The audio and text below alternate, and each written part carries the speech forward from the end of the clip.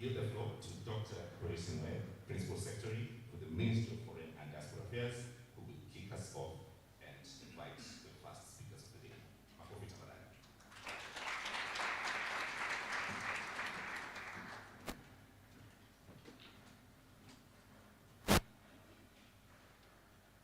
Excellency, Sally Mudavadi, Prime Cabinet Secretary of the Republic of Kenya, Excellency Jennifer Morgan, State Secretary for Foreign Affairs of the Federal Republic of Germany, as well as Climate Envoy, National Security Advisor for the Republic of Kenya, Dr. Monica Juma, Hannah Tete, the UNSG Special Representative for the Horn of Africa, my friend, Ambassador Roth of the Federal Republic of Germany, Excellencies, ladies and gentlemen. My name is Dr. Sinwe. I'm Principal Secretary for Foreign Affairs of the Republic of Kenya, and on behalf of my Cabinet Secretary, Dr. Alfred Mutua, who is here with us this morning, allow me to warmly welcome you to Nairobi. Karibuni sana. Karibuni sana. So the Intergovernmental Panel on Climate Change, IPCC, has warned in its various reports that global temperatures are edging ever so close to the thresholds beyond which irreversible impacts on the integrity of the climate system will irretrievably be brought. And the consequences of this breach are all too present. I think we all know about the devastating flooding in Pakistan, the incredible destruction caused by Cyclone Freddy in Mozambique, whose cost is estimated at $1.53 billion. The 22 million people impacted by the most devastating drought in the Horn of Africa that has killed vast swaths of crops and caused the deaths of millions of livestock. It's actually estimated at 9 million livestock. And so when Al Gore, the former US Vice President, warned far back in 2006 that climate change and global warming were an inconvenient truth, he was speaking to climate deniers, those who view weather patterns in the Anthropocene as inconsequential. Yet, many years later, residual climate denialism still persists. It persists in those who think that climate conversations is a matter for the North, and the South doesn't have much to worry. It persists and manifests in those who think that this discourse can be dichotomized and hierarchized, and those who imagine that somehow any part of our globe is immune. The Berlin Climate Conference here in Nairobi disrupts these thoughts. It calls us to focus on the urgency of collective action, not just on the part of the global North, but on the global South as well. I want to thank very much the German government for using its leadership at the UN Security Council and the G7 to be able to position the issue of climate and security. And on behalf, therefore, of the ministry that Dr. Mutua leads, it is really our pleasure to be able to co-host this event together with us. And so without further ado, allow me to very respectfully request Jennifer Morgan, the State Secretary for Foreign Affairs and the Special Envoy for the Federal Republic of Germany, to come and make her remarks. Jennifer, as you all know, is truly distinguished in this area. She has led many institutions, both civil society, private sector, and now government. And to have her here is a true representation of the commitment on the part of the German government to this agenda. It is now my pleasure to welcome you. Welcome.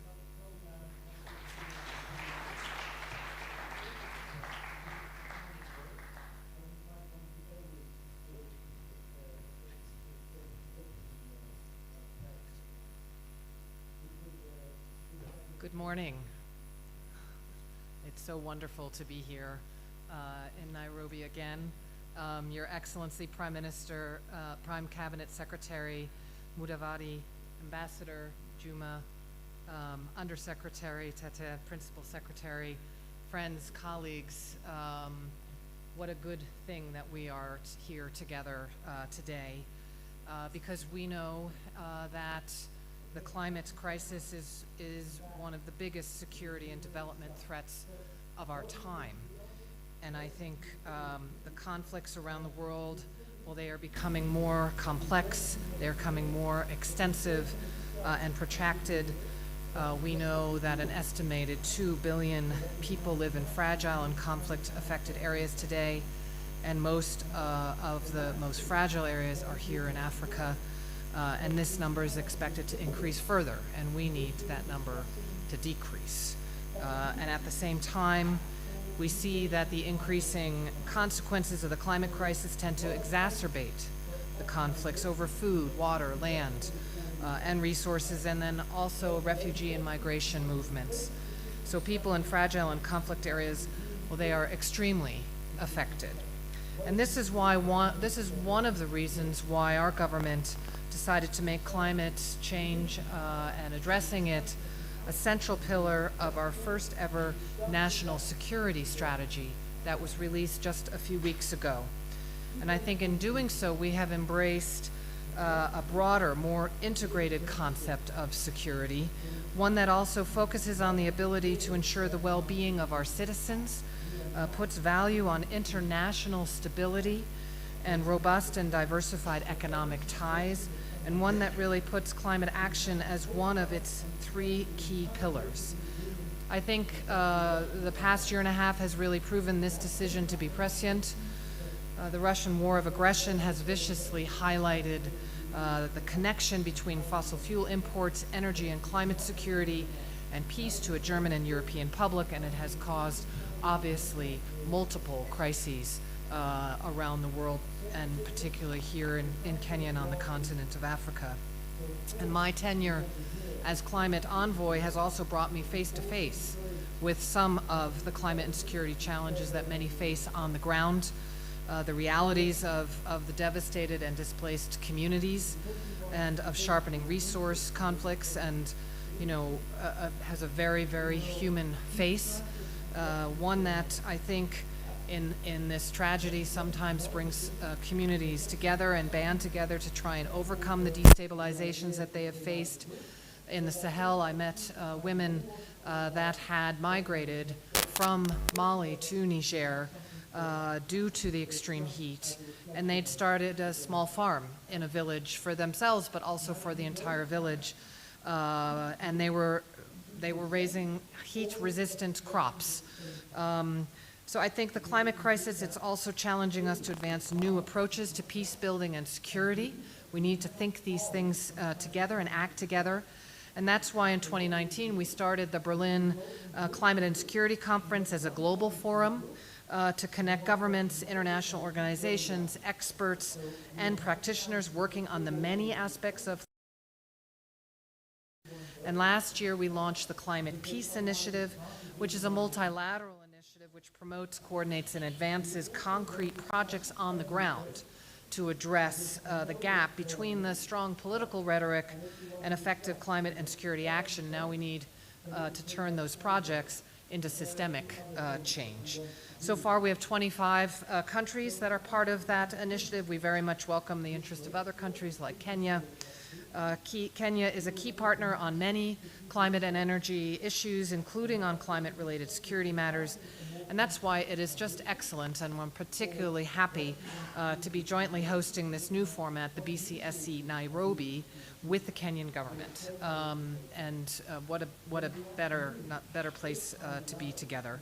I think this BCSC Nairobi, and I'm seeing that here in the room, really aims to spotlight the wealth of knowledge and expertise on climate and security risks across Africa, convening African experts, policymakers, and implementation leaders to share, reflect, learn together, and to figure out how we can act more together ahead of the African Climate Summit and COP28.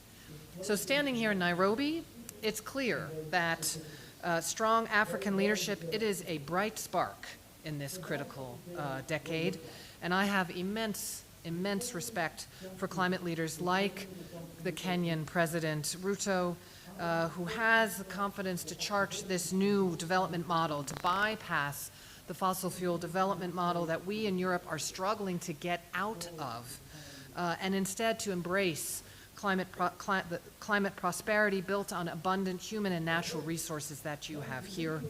And I think this year we had the honor of President Ruto being at the Berlin Energy Transition Dialogue, and he made it clear that Africa, with its young and agile workforce, the abundance of natural and renewable resources, it has the benefit to be able to leapfrog into a cost curve of technologies that didn't exist even a decade ago, one that supports green economic growth, quoting President Ruto. So we want to work and are working with Kenya as you make this vision a reality. And I think I just so welcome all the different levels that we're doing that together.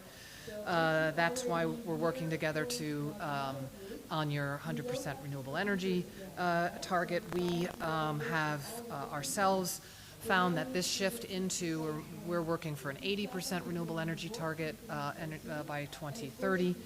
And I think what we are finding is that it is the right choice for energy security, but also for our economic prosperity, putting these issues at the center of our development, our own economic prosperity, and also enabling us to be resilient in our energy security as well, along renewables and energy efficiency, and to create that resilient and robust market. But we also see Kenya's desire to foster a regional and Africa-wide vision of a cleaner, more resilient, more prosperous and climate-neutral Africa, one that can also become a green industrial hub benefiting from the global transition, and we welcome that. And I think that is also part of climate and energy security. We talk about the security aspects often, as we should, about the need for resilience and the impacts that are happening here and now, but it also is about how we make ourselves more resilient as we work together on our energy, on our land use, and on water issues as well. So I think we need to get serious about charting the new path to a new development and economic growth model, one that builds on renewables, creates those new jobs, creates those trading opportunities, prioritize resilience and adaptation across infrastructure and governance approaches. In short, one that really unlocks sustainable and resilient prosperity and stability. And I think we have the chance to breathe life in this new model this year at the African Climate Summit, which is we're very much looking forward to. Also through the G20, hosting the Compact for Africa in Germany in November, and through COP28, the global stocktake, where we really need to have that signal and set of decisions that we are charting forward on that new way forward.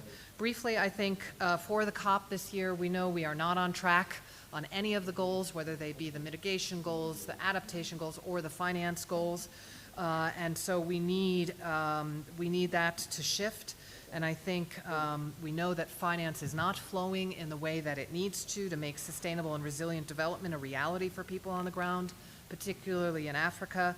So let's use this stock take that we have at COP28 and use the Africa Climate Summit as a launch pad into creating those successful conditions for a real course change at COP28. And I think that will be key. We also want to make this COP, or I think we need to make this COP a signal, one that for the acceleration of the global energy transition, the shift in financing away from fossil fuels and into resilience and renewables.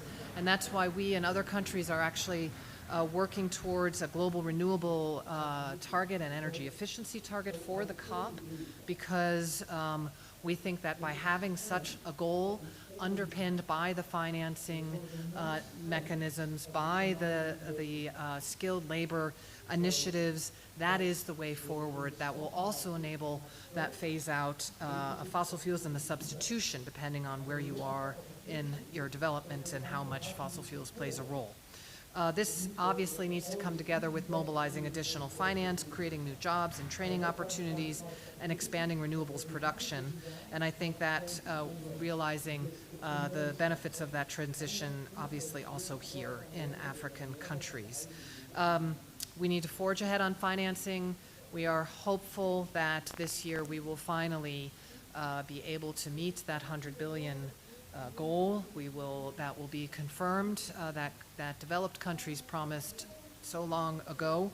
But we know that, and make progress on doubling adaptation finance, also fundamental. But also the shifting. We need to shift the trillions into the investments and the support that needs to come with it to bring down the cost of capital, consider how to effectively address debt issues, limiting governments' ability to invest in a more resilient and climate-neutral development pathway. And I appreciate that the Africa Climate Summit will be taking a very close look at all of these issues. And certainly President Ruto's presence in Paris at the summit just a couple of weeks ago and bringing these things all together, I think, is what on the security side, on the economic development side, on the resiliency side, to work together for the change that people need to see on the ground in their lives every day. So thank you very much, and over to you.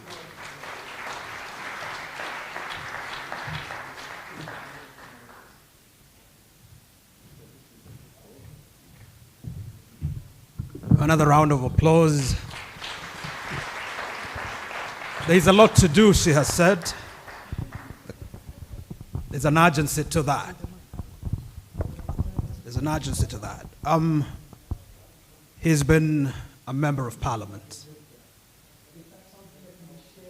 a minister for local government, the minister for finance, the vice president, the deputy prime minister, and now prime cabinet secretary. Let's put our hands together for the prime cabinet secretary of the Republic of Kenya, Musalia Mudavadi.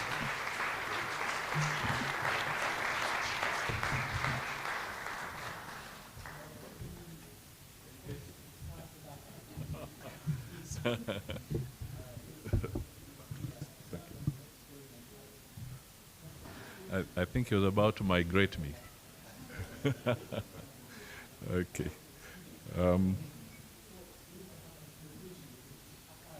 Madam Jennifer Morgan, Secretary of State and Special Representative for International Climate Policy of the Federal Republic of Germany, Cabinet Secretaries present here, and Principal Secretaries, Dr. Waknek Gebyehu, Executive Secretary of IGAD, the Honorable Madam Hannah Tete, Special Envoy of the UN Secretary General for the Horn of Africa, Your Excellencies, Ambassadors, distinguished ladies and gentlemen. It gives me great pleasure to welcome our co-host and guests to Kenya and to join in this inaugural Africa edition of the Berlin Climate and Security Conference. I extend sincere gratitude to the Federal Republic of Germany for partnering with Kenya to co-host the Berlin Climate and Security Conference here in Nairobi. Climate change remains the biggest challenge of our time. It compromises the integrity of the ecosystems we depend on and pose existential threat to humanity and biodiversity. Here in Africa, climate change is a threat multiplier. It has become a major determinant of peaceful coexistence among communities within and across borders. Impacts such as prolonged droughts and sporadic flooding cause severe food and nutritional deficiencies as well as loss of livelihoods, aggravating the situation of the most vulnerable populations. Equally, competition over declining natural resources often result in intercommunal conflicts, forced migration, displacements, and deaths. In the Horn of Africa, we find ourselves in a very perilous position as impacts of climate change converge with pre-existing fragility and conflicts. It is indeed difficult to achieve sustainable economic prosperity, social development, political stability, and the SDGs in general under these circumstances. Therefore, this forum is both significant and timely, as it brings the climate change and its peace and security nexus in Africa to the global limelight. Africa is the least emitter of greenhouse gases, but the most affected by its impacts. However, we no longer see ourselves in need of support. We provide context-specific solutions based on regional realities and solidarity. The African Union Peace and Security Council, for example, has underlined the importance of adopting a climate-centered planning dimension to peacekeeping and post-conflict construction missions, and in development efforts to prevent any relapse to armed conflicts in fragile communities. As a low-emission country, massive untapped renewable energy potential, the world's youngest and fastest growing workforce,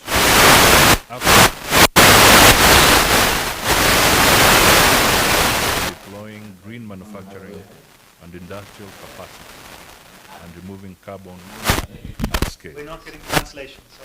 I believe this emerging partnership on the Nairobi edition of the Berlin Climate Security Conference holds a great potential, both in augmenting such locally led initiatives to address the challenges and open new frontiers for collaboration.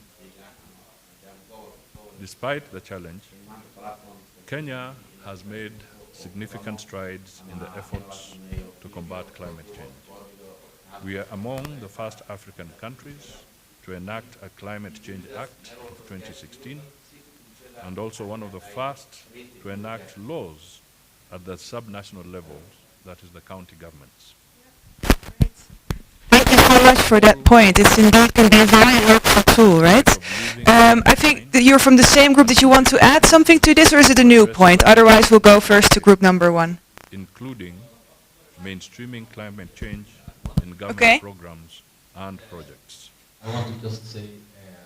to respond adequately to climate-related risks, to peace and security, Kenya has already taken steps to strengthen coordination across different sectors and the institutional infrastructure to better understand and channel climate finance to build resilience for peace. The government provides climate finance through the financing locally led climate action program to strengthen local resilience to the impacts of climate change, natural hazards, and other shocks and stresses. Equally, the National Drought Management Authority gives early warning systems and responses to climate-related disasters and risks in the arid and semi-arid lands. In addition, the government is promoting climate-smart agriculture projects to build resilience to climate change. Ladies and gentlemen, Kenya will co-host the inaugural Africa Climate Summit with the African Union Commission in Nairobi from 4th to 6th September 2023. The summit aims to break new grounds by redefining the narrative on climate change and agreeing to new and innovative ways of mobilizing climate finance with scale, urgency to achieve significant and sustainable progress on the war against climate change. The summit is expected to bring together high-level participation from governments, development partners, intergovernmental organizations, the private sector, academia, civil society organizations, women and youth.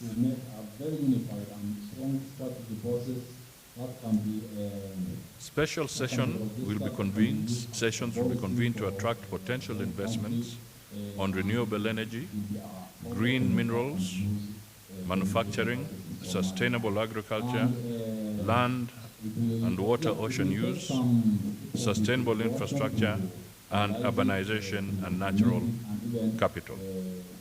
I believe this inaugural Nairobi edition of the Berlin Climate and Security Conference will provide additional momentum into the preparatory process for the African Climate Summit.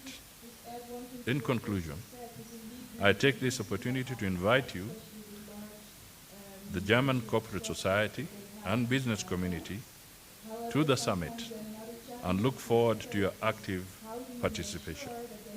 With these few remarks, it is now my distinct honor to declare the first edition of the Nairobi, Africa, Berlin Climate and Security Conference officially opened. Asante sana.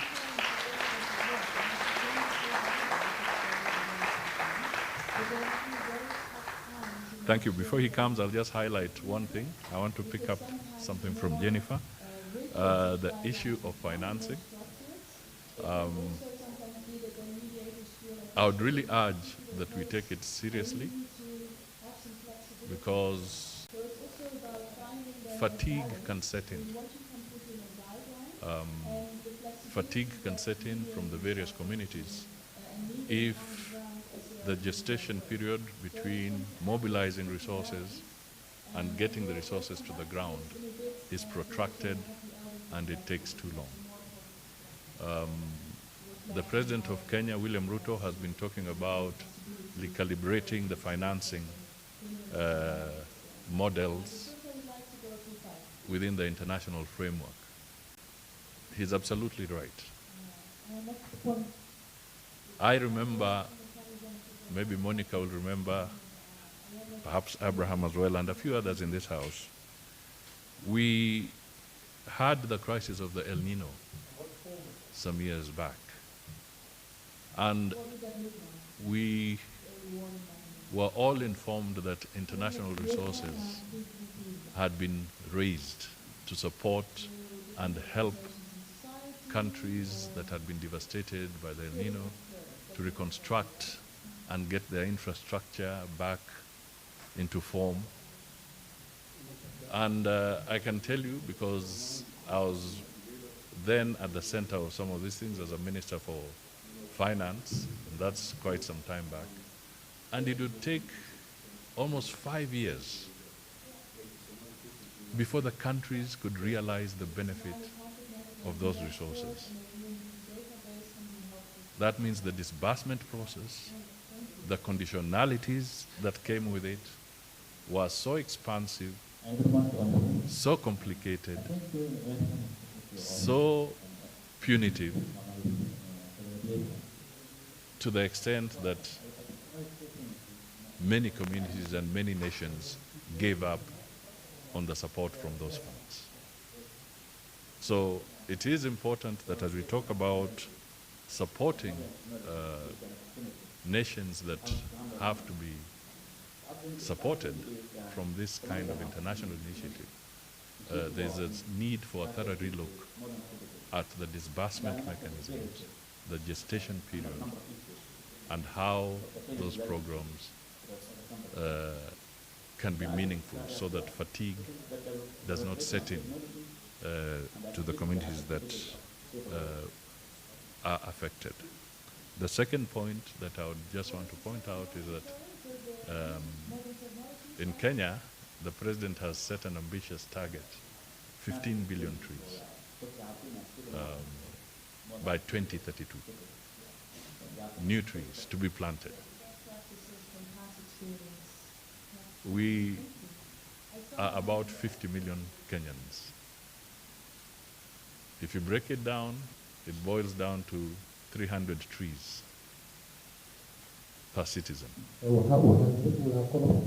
If you break it down further, that is annually, if you can plant 300 trees annually as a citizen, for the next 10 years, God keeping you alive, we should be able to meet that target. And if you break 300 trees annually down to monthly, roughly it's 10 trees per month. It's doable. If it means that every Kenyan can plant roughly 10 trees, that would be good. The second thing is that it is the desire of the Kenyan lead ministry that 5 billion of those trees be fruit or productive trees, avocado,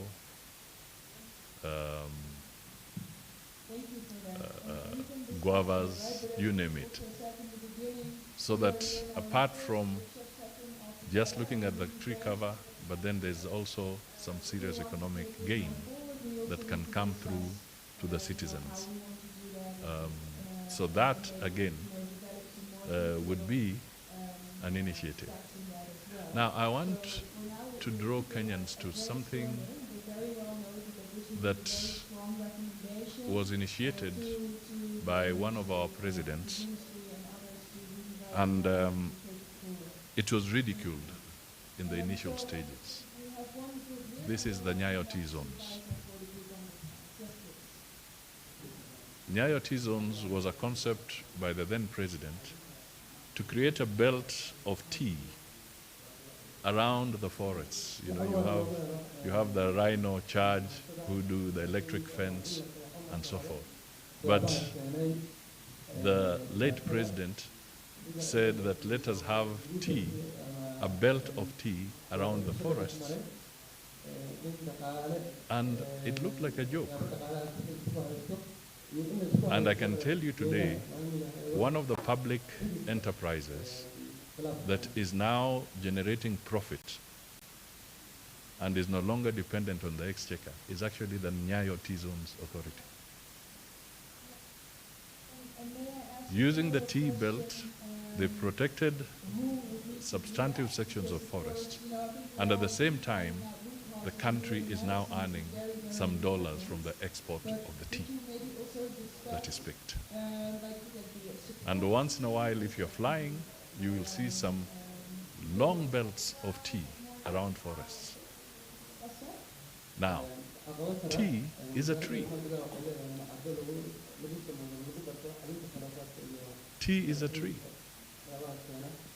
So even in the 10 billion that we are looking about, tea can be one of them. Coffee is a tree. We can increase our coffee production by planting more coffee trees. And we can achieve that objective.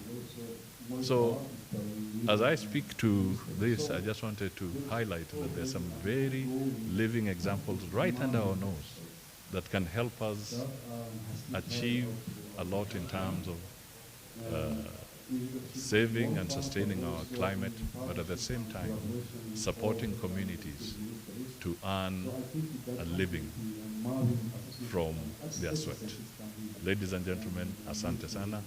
Have a pleasant session, and we look forward to very concrete recommendations as we move forward. Thank you.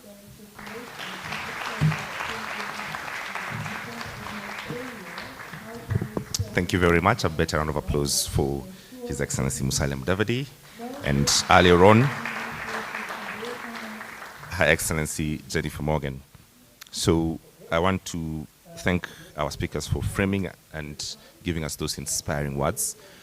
You'd agree with me that there's a lot to think about and there's enough to go through, which sets the stage for what needs to happen next. I do have a programming note for our colleagues in the media that both our keynote speakers this morning will be available for you at their pleasure to have a short press conference with you at room G, that's on the first floor. However, for all of us and the rest of us, the session begins. We have quite a lot to go through, so allow me to welcome Jananine Vivekananda, who will set the stage with the first panel as our chief guests and the press slowly make the way to that press conference with very minimal interruption. Makofi tafadhali as our guests make their way to that press conference. Thank you very much, Your Excellencies, for your time and your inspiring words.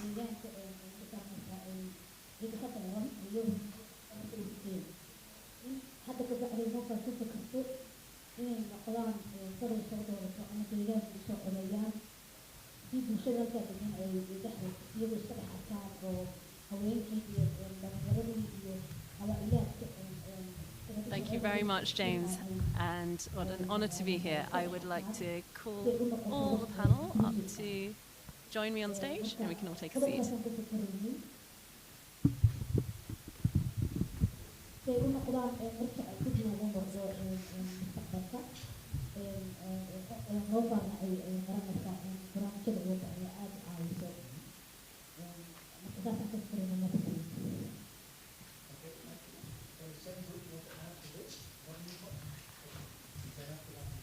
Thank you so much. So, Excellencies, ladies and gentlemen, good morning. My name is Janani Vivekananda. I'm the Head of Program for Climate Diplomacy and Security at Adelphi. And it's been a real honor and a pleasure to work with our German and Kenyan colleagues to bring this first Berlin Climate Security Conference, Nairobi, into fruition. The aim of the BCSE Nairobi is to identify joint priorities for action to address these climate-related risks to peace and security that we've heard about across Africa. Key to understanding this is the perspectives from civil society that can reflect the realities of those most affected, most vulnerable to these risks, including youth, marginalized groups, women, girls, boys, and men.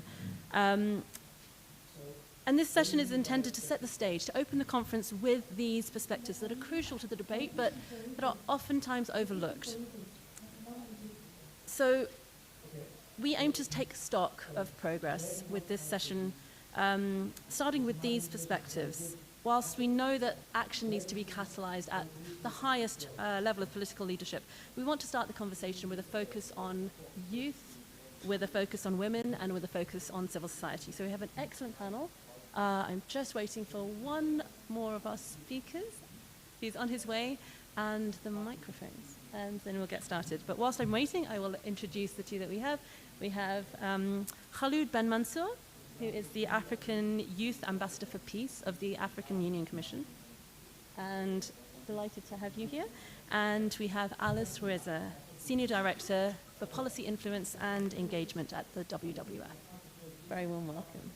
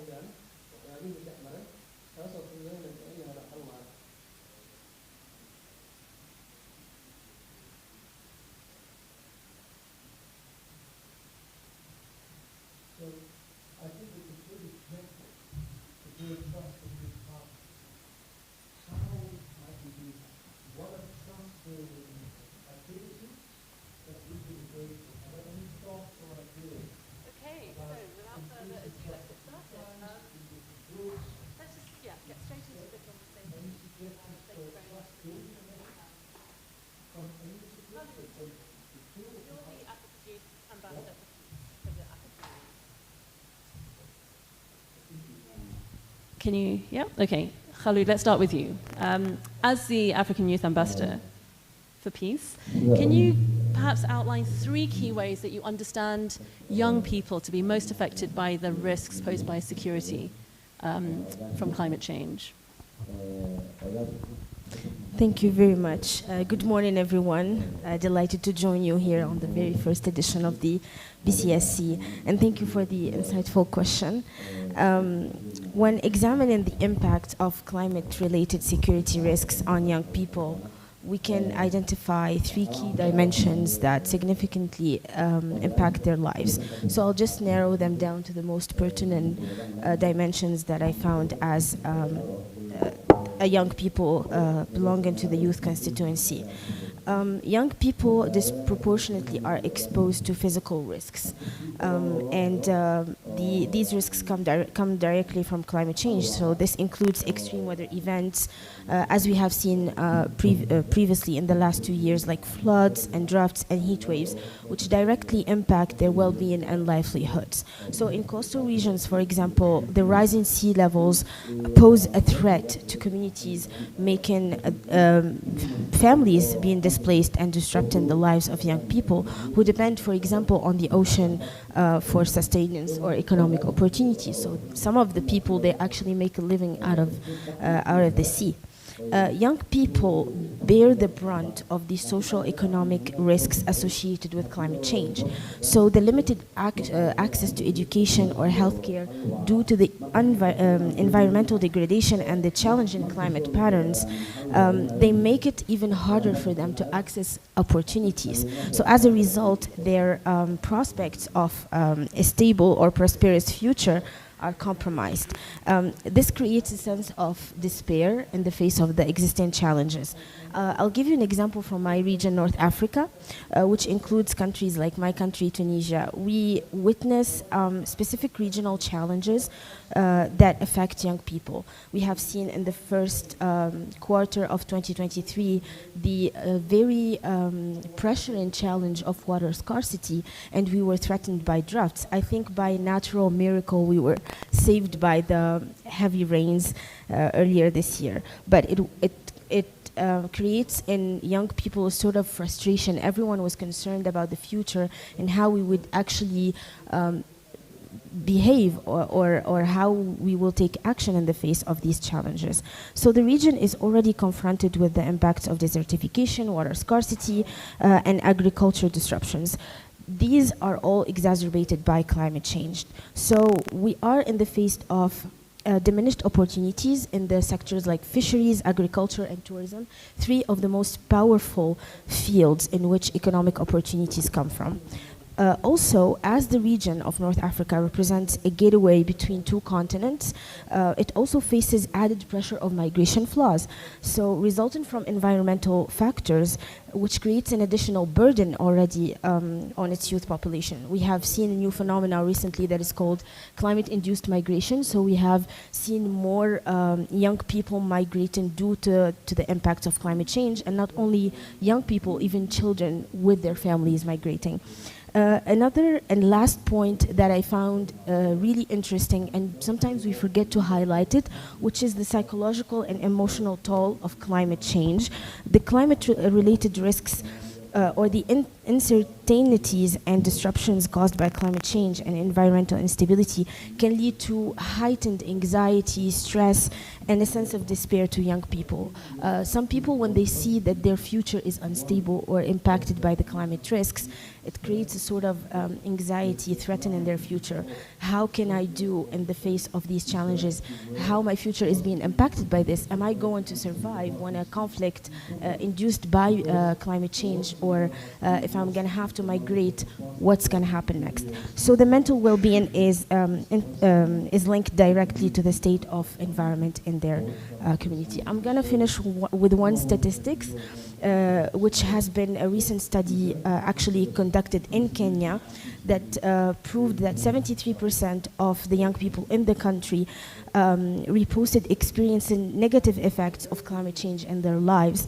And the study highlighted increased vulnerability to food insecurity, water scarcity, and economic instability, underscoring the urgent need for targeted economic interventions to address the climate-related challenges faced by youth. So I think we already face a lot of challenges in the midst of climate change, and I think we will go through later how we can intervene to empower young people. Thank you so much, Khalid. I think that's a really important point to flag. Youth are often characterized as a problem. As you know, we hear about the idle youth, the young men who are getting involved in crime and gangs, or we hear them characterized as victims. And yet there is a lot more to this. I think it's really important that you really flag this frustration, this sense of uncertainty about their futures, but also this psychological, the psychosocial part, which is often overlooked, I think is really important to appreciate. But youth aren't simply problems and victims. There's also a lot more agency. So what role do you think young people can play and should be empowered to play to be kind of active agents of change to address some of the risks that they face? It's very unfortunate to place young people either as the perpetrators of violence or as victims vulnerable to whatever phenomena that we come across in the world, especially that young people are perceived as victims in the discourse surrounding climate change and security. So such perceptions, I believe, they fail to capture the tremendous potential young people have as a group or as agency and what potential they possess. So in reality, young people are not just passive recipients of the impacts. They are active agents of change. They are catalysts for innovation. They are advocates for sustainable development. And we have seen concrete examples of the tremendous efforts and the creativity that young people have shown as a constituency in the last decade. So rather than viewing young people solely as a burden, we must recognize their capacity to drive positive change. I think one of the important elements to incorporate in this discussion is involving them in decision-making processes. I think now it's about time that we incorporate the vision or the perspectives of young people in policy-making processes. They are the ones confronted directly with the issue. They are the ones coming from the vulnerable communities impacted by climate change. So they are the most adequate group to address what are the gaps that should be filled and how we can shift policies to better address their needs and concerns.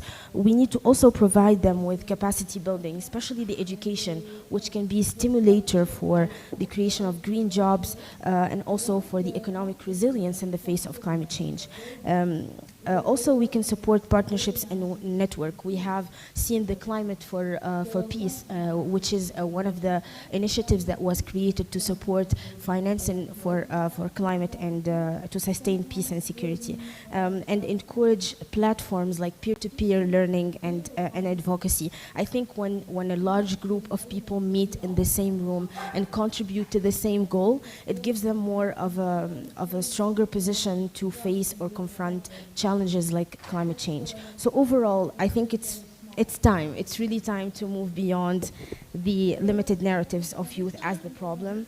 I think if we were the problem, I wouldn't be sitting here with you today. So I think I'm a very tiny example and a very modest example from the astonishing profiles and innovators that exist in Africa. So young people are really dynamic agents of change. They possess the passion, the determination, the commitment, and the determination needed to address climate change and security risks. I think we just need to give them the spaces and the right opportunities where they can actually contribute effectively. Thank you so much, Khalid, and an inspiring example as well to all of us. Thank you very much. Really important points. Alice, I'd like to come to you. Your work at WWF puts you in direct contact with the communities, some of the most marginalized communities facing the risks of climate change to their human security. We often in Africa hear something of a reductionist narrative when it comes to climate security, which is often kind of characterized as this farmer-herder conflict or pastoralists fighting over grazing land. But this is part of the narrative. This is one of the pathways, but it's not the only pathway. I'd like to ask you to share maybe some other experiences or examples, of how climate security risks affect other marginalized groups, perhaps some that we haven't heard of so much. Thank you very much, and good morning, everyone. Thank you for having me. I thought a lot about this, and what could I say that is different? I imagine a lot of people in the room here who've done a lot of studies on climate and security. But I realized that there's always one thing missing from this discussion, and that is nature. And because I work for the World Wide Fund for Nature, it makes sense that we talk about nature. Because when you think about it, all of these conflicts are really about nature. It's about water, it's about land, and it all starts with nature. So the first point I want to put forward is we need to make sure nature is firmly in this discussion. In fact, we should maybe rename this as the Berlin Climate, Nature and Security Conference, because after all, most of the issues around climate are very much, some of the issues are induced by nature. So I think that might make a strong point about nature. And let me also talk about the fact that I sit on the World Economic Forum's Global Future Council for Nature and Security, and we are starting to have this discussion about how we need to bring nature firmly into this discussion. That's one. The second one is an economics case, and I'm an economist, so I want to point it out. I looked at the IMF study today showing that conflict and insecurity cause an economic contraction of up to 20% in the Sahel. And across sub-Saharan Africa, annual growth in countries that are facing conflict is 2.5% points lower than countries that are peaceful. So the economic argument also needs to be made, because in any time we're in this problem, we delay and impede crucial investments in this. And then the last one is maybe more localized. And I think it's about, we talk about the impacts of climate, and you talked about the pastoral issues. But actually, a lot of them are localized, and we know that there are so many other issues happening in those communities that when climate comes in and causes, a whole protracted conflict, whether it's Darfur, whether it's Mali, whether it's Karamoja, these are areas that have always had conflict, and when you add climate change, it becomes even more. But the most important thing is also to note that different people are affected differently. We cannot just say one size fits all. And I think when we develop climate adaptation policies, we need to take into consideration that there will be different people affected differently, and the local context really matters. And most of the time also women, of course, and children face disproportionate impacts. So 3 points to me: the economic case, the nature case, but also the case that different people are affected differently, and that we must keep that in mind. Thank you so much. And since there is this diversity of impacts, there's also a diversity of solutions across different sectors. Many of our solutions lie outside of the traditional development or climate change adaptation space.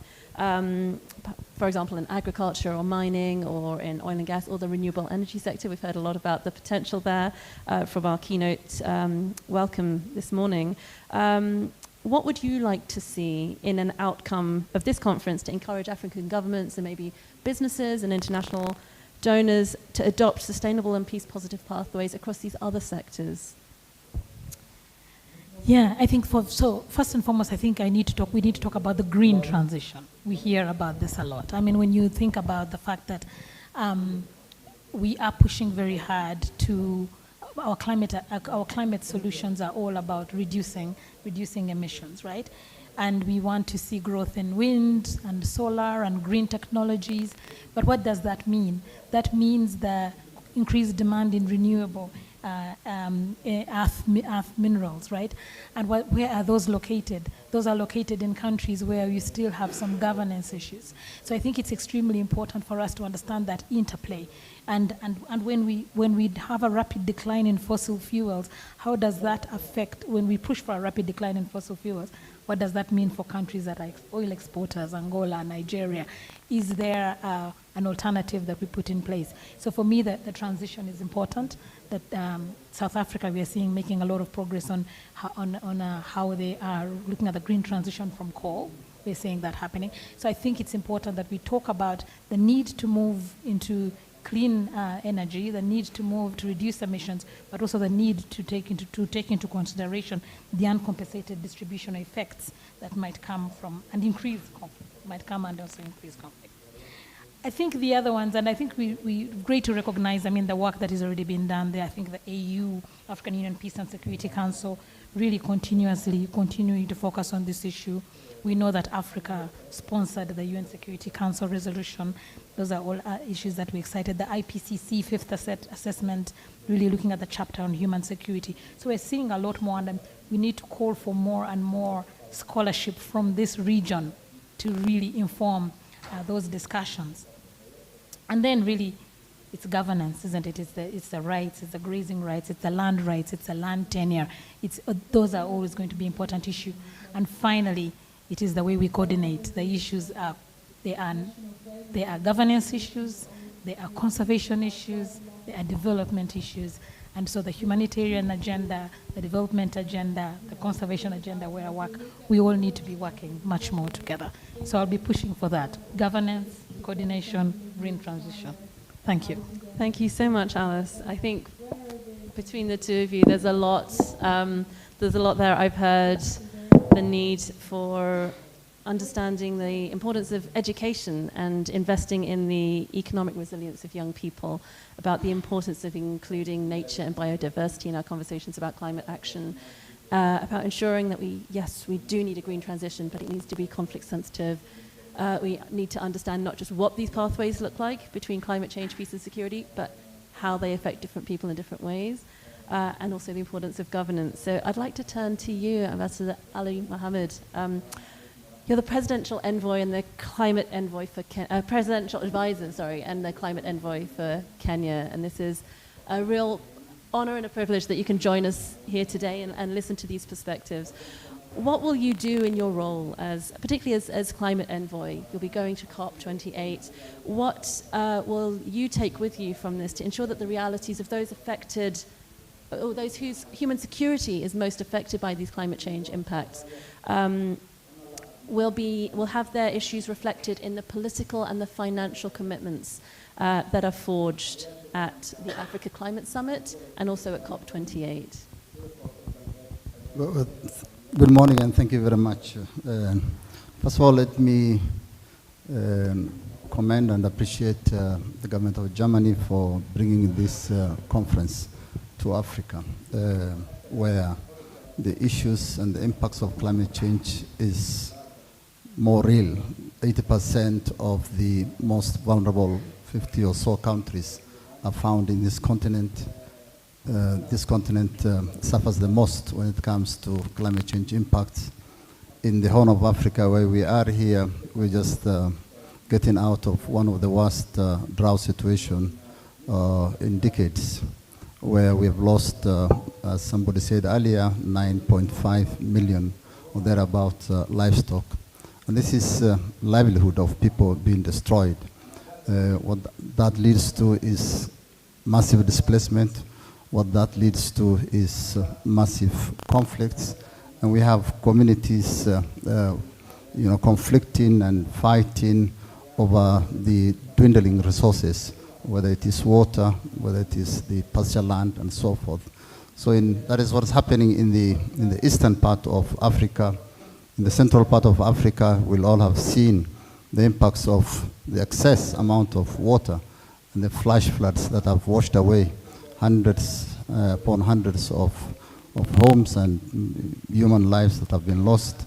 And while the conflict in the far west of the continent is getting worse by the day, exacerbated by the reality of climate change.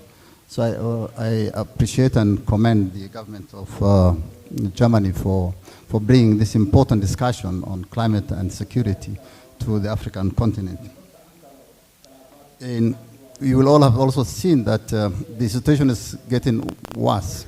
only this week we have been warned by the World Meteorological Organization that the temperature levels has hit the highest ever. I think the highest recorded temperature, average temperature during these times of 17 degrees was recorded on Monday this week. You will also have seen that the WMO has told us that the 1.5 degrees centigrade that we have given ourselves in the Paris Agreement as our threshold beyond which if we go beyond, we will not be able to take residual action, will probably reach there quicker than we thought in the next 5 or so years. So this is a reality of the climate change. We are all, as a global community, living the new normal of climate situation. And that calls for action, of course, from all of us. And that is what of course, at the global level, the various meetings, including this one and the one that we will be going to in Dubai on COP28, going to discuss how we'll push forward the collective actions that is required for humanity to pull back from the brink of climate challenges. And that is also the message and the actions that we are going to bring at the first ever Climate Action Summit that is going to be held here in Nairobi from 4th to 6th September. Now coming back to your question specifically, the issue of climate conflict and fragility and security, of course, has its basis on the development and the livelihood issues of the people. The destruction of livelihoods that happens because of climate change, the destruction of infrastructure that happens, the Prime Cabinet Secretary mentioned what happened in 1997 here in Kenya and the region when we had El Nino. And of course, we've just been warned by WMO and the weather agencies that there will be another El Nino this year. There's massive destructions that does happen, whether it is because of excess water or less water, and that requires investment and development. So it is about development and how development can create the resilience that we'll all desire to overcome the challenges of climate change. And that is the commitments that we have given ourselves at the global level being implemented. So in the conferences that we'll be hosting, both here in Nairobi and in Dubai, the issue will be making sure that the commitments that the world has given itself on taking action on climate change are met. In 15 or so years ago in Copenhagen, as we all know, we gave ourselves a target of $100 billion per year. I'm very happy to hear from Jennifer Morgan this morning that that target will be achieved this year. I think it is a great signal that at least that is coming to fruition. Last year in Sharm el-Sheikh, we had the loss and damage facility that was agreed for the first time in many years. Of course, that needs to be operationalized and capitalized. And again, we also heard from Jennifer Morgan representing, hopefully, the developed world, that is going to happen in Dubai. So the commitments that we have undertaken as global community needs to be fulfilled. And that is the push that we'll be doing. However, for us in Africa, the narrative change that we are putting forward at the summit that we are going to hold here in Nairobi is, yes, we contribute the least, less than 3 or 4%, depending on what statistics you look at, to the global greenhouse accumulation. And we are the most impacted. But we will be able now, and this is what the President of Kenya, who is also the chairman of the Committee of Heads of State and Government on Climate Change at the Africa Union level, is pushing, is we will be putting on the table what we are able to do as a continent to put our resources forward to see how we can contribute to the global goal of decarbonization. We are far ahead of achieving all the 3 goals that we gave ourselves in Paris, whether it is the finance goal, the mitigation goal, the adaptation goal. However, Africa wants to put its leg forward and say, we have resources, we have capabilities, and we will be putting those on the table and asking for partnership from the rest of the world, particularly from the developed world, genuine, honest partnership for us to address an existential threat that is affecting all of us. And that is the messaging that we're putting forward. Thank you. That's wonderful to hear. And this move from being passive recipients of adaptation financing to really being proactive agents of change. This is really great to hear.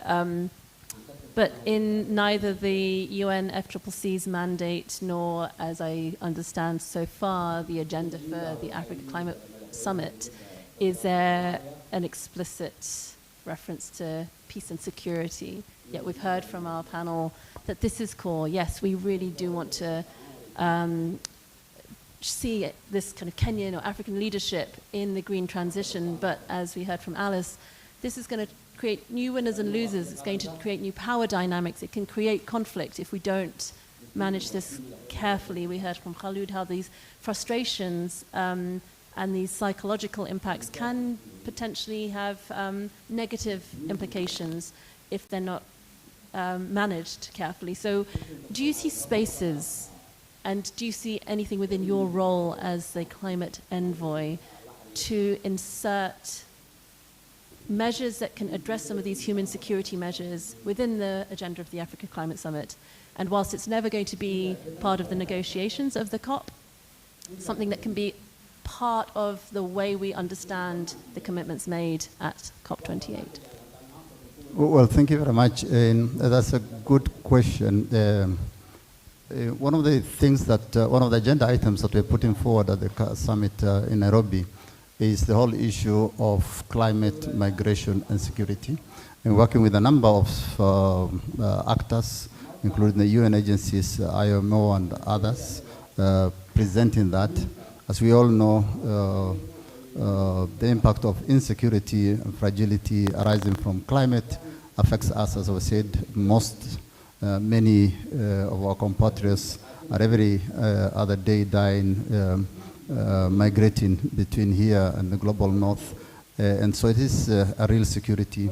Different countries of Africa, including our own here, host large numbers of displaced persons and refugees also. And so the issue of migration arising from conflicts, from climate impacts, is a particular concern of the continent of Africa.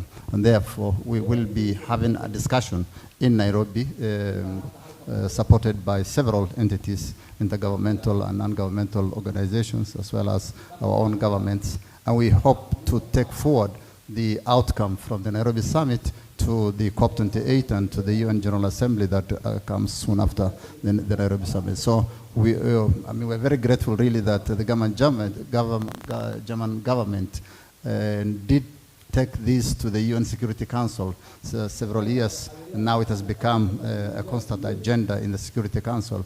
And so it is important that this now finds its space in the UNFCCC discussions as well, and Kenya will be taking that forward. Thank you. Wonderful. Thank you so much, Ambassador Ali Mohammed, and to our speakers for this very quick fire stock take. I wish we could have had more time, but I'm glad we could at least set the scene with these perspectives. It's so important to hear these insights to ensure that whatever conclusions are taken from this meeting are really grounded in the lived experiences of those who are most affected.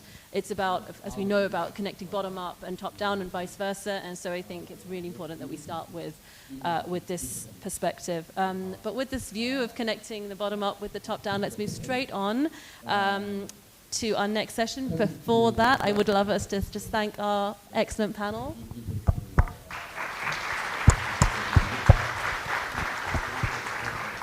And you can take to your seats, and I will stay here, and I will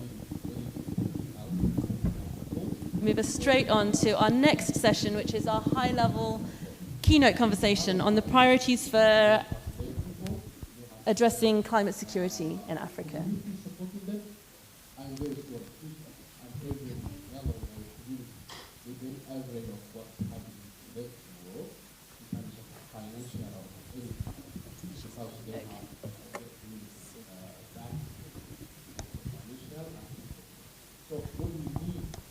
Okay. So,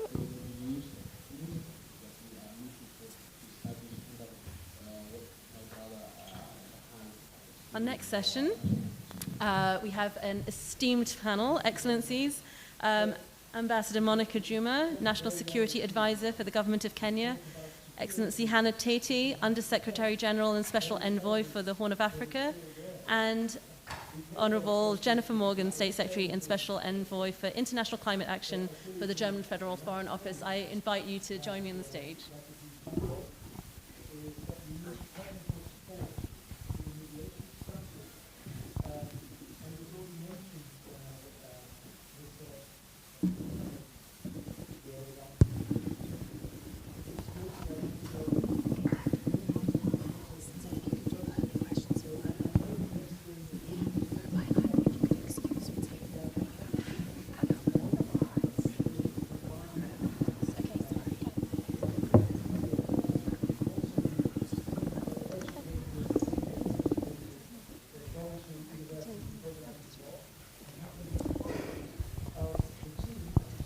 A very warm welcome to you, and apologies. Welcome, Ms. Tatey. Yeah, we have them. Thank you.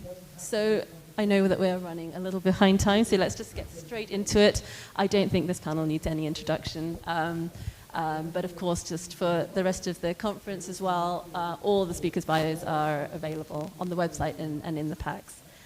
So 70% of the most vulnerable to climate change are also affected by conflict and fragility. And as we've heard, this is a double vulnerability. 28 of the 32 of those most affected countries affected by both climate change and conflict are in Africa. And you would have thought that this confluence of this double vulnerability of climate change and conflict would mean that these countries are the priority for climate finance. But of course, we know that this is not the case. In fact, these countries receive the least climate finance. We heard from our keynote from the Prime Cabinet Secretary that that this financing question is critical. It was the topic of last week's Paris summit, where heads of state, including President Ruto, including German Chancellor Scholz, came together to make a new pact, a new global financing pact to solve climate change financing. But the conference's priorities were just a drop in the ocean. So as policymakers, you all face this really uncomfortable trade-off between economic development in Africa and cutting greenhouse gas emissions, between the realities of financing and the realities of need, between the trade-offs between long-term efficacy and efficiency and growth, and equity and stability and justice. Now, these trade-offs are impossible to ignore, and we know that by doing so, as we move forward towards climate action, we risk harming those most affected. But if I can be frank, I think we're doing a very good job of doing just that, ignoring these issues. And I would like us to, in this session, maybe not reiterate what we already know. We know that Africa is the most affected, but has contributed the least. We know that historic emitters need to fund the losses and damages that they've caused, et cetera, we know this. Rather, let's talk about some of these trade-offs. We don't want to see Africa as a victim. It's well placed to lead the green transition, but that does involve some difficult decisions. So as policymakers at the national, regional, and international level, I'd like to ask you about how you'll confront some of these trade-offs to make some of these difficult decisions, and make priorities that promote peace and security and climate resilience in Africa. State Secretary Morgan, I know that you do need to leave us early, so I'll try and get your questions in as soon as possible, but I would maybe like to start with Ambassador Juma. So many people see this pursuit of climate action and peace and security as a trade-off. They see on the climate side that we can't be worrying about the long-term impacts of peace and security when the need for climate action is so urgent. And on the climate side, we can't really start thinking of climate and environment when first we just need to get peace achieved. What do you say to this?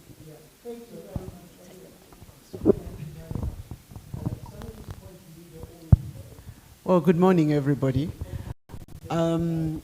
You know, as you ask this question, my mind is running, because I don't think this is a trade-off. It is not a trade-off. we must engage with this existential threat because it is going to affect everything if we don't do it. And from a security point of view, it's interesting to listen to the discussions today. Jennifer made reference to the German national security strategy. I think if you read every national security strategy today, it will make an explicit link between climate change and security, that we have to deal with this existential threat. We have had it in the United Nations. The UN Secretary General is speaking about this at every point. And the threat to the person, to the family, to the community, to the country, to the region, to the globe. So it is not an either or. We just have to deal with this. And as you say, the diagnosis is correct. We all know. We all know how serious this problem is. We know the scale that it needs to be dealt with. We know the urgency. The problem is with the prescription. The prescription still remains tentative. It remains incremental. It remains cumbersome. And that is what we need to focus on. And this explains President Ruto's framing. It is a frame about urgency. It is a framing about quantum. It is a frame about collective action. There is no vulnerable and non-vulnerable regions or people.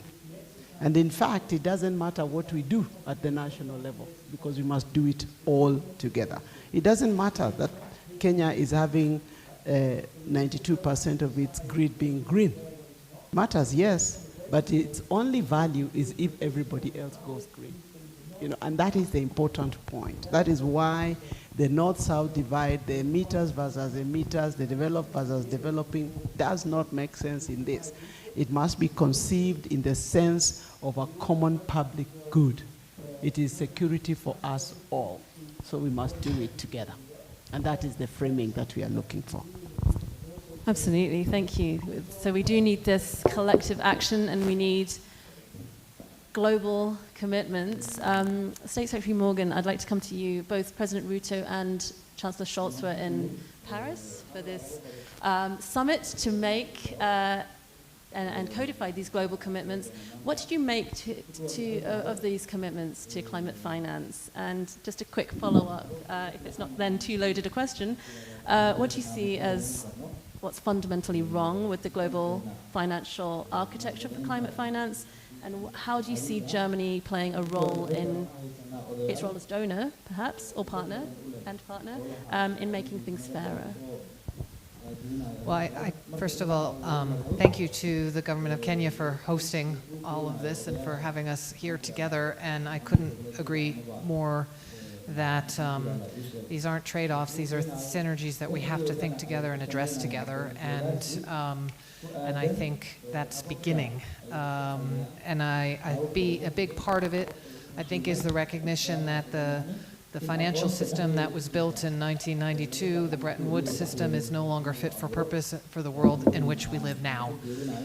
And therefore, Germany sees it as a top priority to reform these multilateral institutions and has been working hard with others. And I think some of the proposals that came forward from the summit that now need to be worked on further, going into whether it be the World Bank reform, going into the Morocco meeting, whether it be the work that actually Kenya and Colombia have proposed on debt swaps, where all of those pieces. There's a thought also on forests. There's a piece on guarantees on renewable energy to bring down the cost of capital.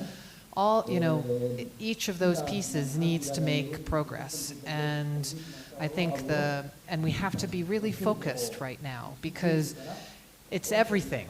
Well, when it's everything, then sometimes things don't happen. So we have to focus in, and I think that's what we are working to do on making those realities. So if you know, if the cost of renewables is so low worldwide, but the investment is not yet coming into Africa, well, what's the problem? And how do we address that through either the guarantee instruments or others?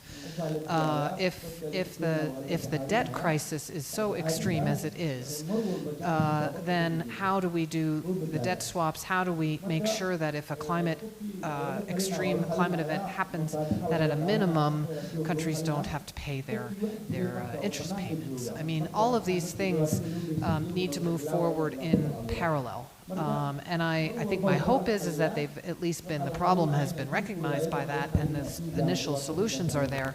But now we need to get the collective response coming forward together. That's, and I think the Paris meeting was a good start, and I think then having some of those things come into the summit that's happening here, the Africa Climate Summit, to make further progress will be important.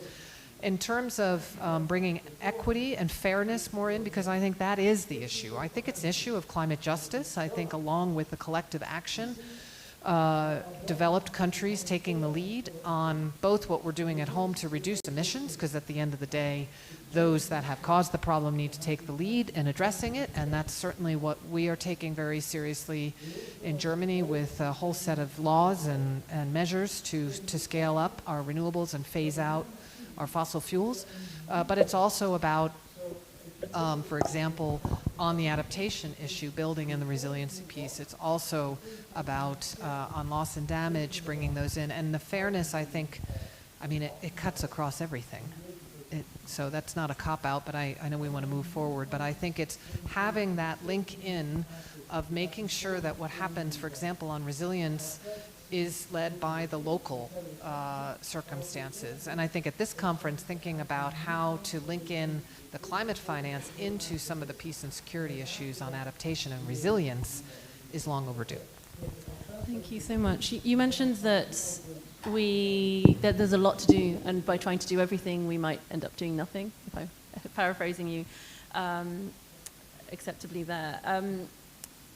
To avoid this kind of getting lost in this overly ambitious and maybe overwhelming list of things that we can aspire to, can you maybe set us out what you could see as two priorities that you would see that Germany can take on, or two priorities for German climate action to advance the specific goals of peace and security globally? Sure. I think number one, to ensure peace and security, is for Germany to meet our targets to reduce greenhouse gas emissions by 65% by 2030, to scale up our renewables to 80% by 2030, to be climate neutral by 2045. And to be, in our climate foreign policy, engaging all major countries to be accelerating what they are doing at home as well. So I think that is a big thing we can be doing. The second thing I think is on the systemic piece is really having the gender equality and gender focus in more systemically across the board in what we do. Because I think the evidence base shows when that occurs, the effectiveness goes up. And I think it's not a side thing over here in the corner. It's a main lever, I think, across the board. Thank you very much. Hannah Titi, State Secretary Morgan mentioned that we know that the best responses are the local. This is something it's become a truism. We know it, and yet the reality is that it's notoriously difficult to get this kind of global climate financing architecture down to that lowest level of need, of subsidiarity, and of the most kind of effective action. Is that too negative a prognosis, that it's just not possible when it comes to mechanisms of climate financing for adaptation at the local level? What works and what doesn't work? Good morning, and very many thanks to the government of Kenya and the Federal Republic of Germany for hosting this event here in Nairobi, and to draw attention to the challenge on the African continent. And I think that to suggest that it is too difficult to take financing from the global to the local is a cop-out. That's why you have government. That's why you work with government. That's why government accesses financial resources and is able to allocate those resources to the areas of most need to be able to address these challenges. And I think that, you know, while perhaps for people who are on the speaking circuit many times in meetings of this nature, the tendency is not to want to say the same thing. I think you keep saying the same thing until the message sinks. And then you see that action is taken. And then you know you don't have to talk about it anymore. But right now, the reality is that Africa's contribution to carbon emissions is 4%. 55 countries, 1.5 billion people. In this region, 70% of the area of the Horn of Africa is either arid or semi-arid. What does that tell you? Survival is difficult.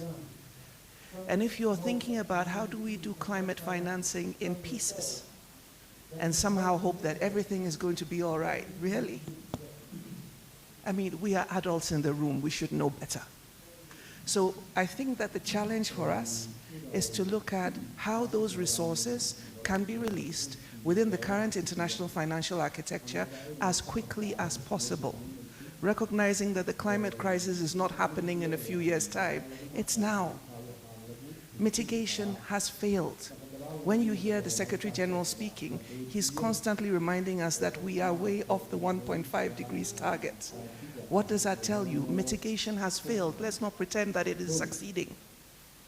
And there needs to be more urgency, and especially in this part of the continent, where we have the most vulnerability and the most fragility. Trust the governments that know their countries better than any external partner, right? And who have the responsibility to deliver to their people. Provide technical expertise where it is not there, but I can assure you that in this region we do have technical expertise. IGAD, the Climate Prevention and Application Center, is world-class. You don't need to find out the information from somewhere, they have everything. But the challenge is that currently the financial architecture we have, and His Excellency, the Prime Cabinet Secretary said it, is that between talking about these things, delivering, the mechanisms that have to be navigated to access this finance are almost that is not there. Thank you so much. I think this point on subnational entities being part of the financial mechanism is really interesting. Maybe Jennifer Morgan, you'd like to speak to that? I wanted to come in on 2 points because I think indeed we need to put that into a fund for on the loss and damage piece. It's clear. So I think that there are a number of things moving. And I know we're involved in a number of things that are moving. What I feel like isn't happening is the scaling piece. And really, I feel like there's a number of different same conversation happening in many places. So how we bring those together and scale them up. But the one point I wanted to come back on is I would frame it slightly differently than mitigation has failed, if I may. I think mitigation has been inadequate, deeply inadequate. But it hasn't completely failed, because I can just speak from what's happening in Germany. The emissions are declining. Germany, the emissions are declining. Renewables is growing. It is creating jobs. It is making us more energy secure. And that is, quote, mitigation.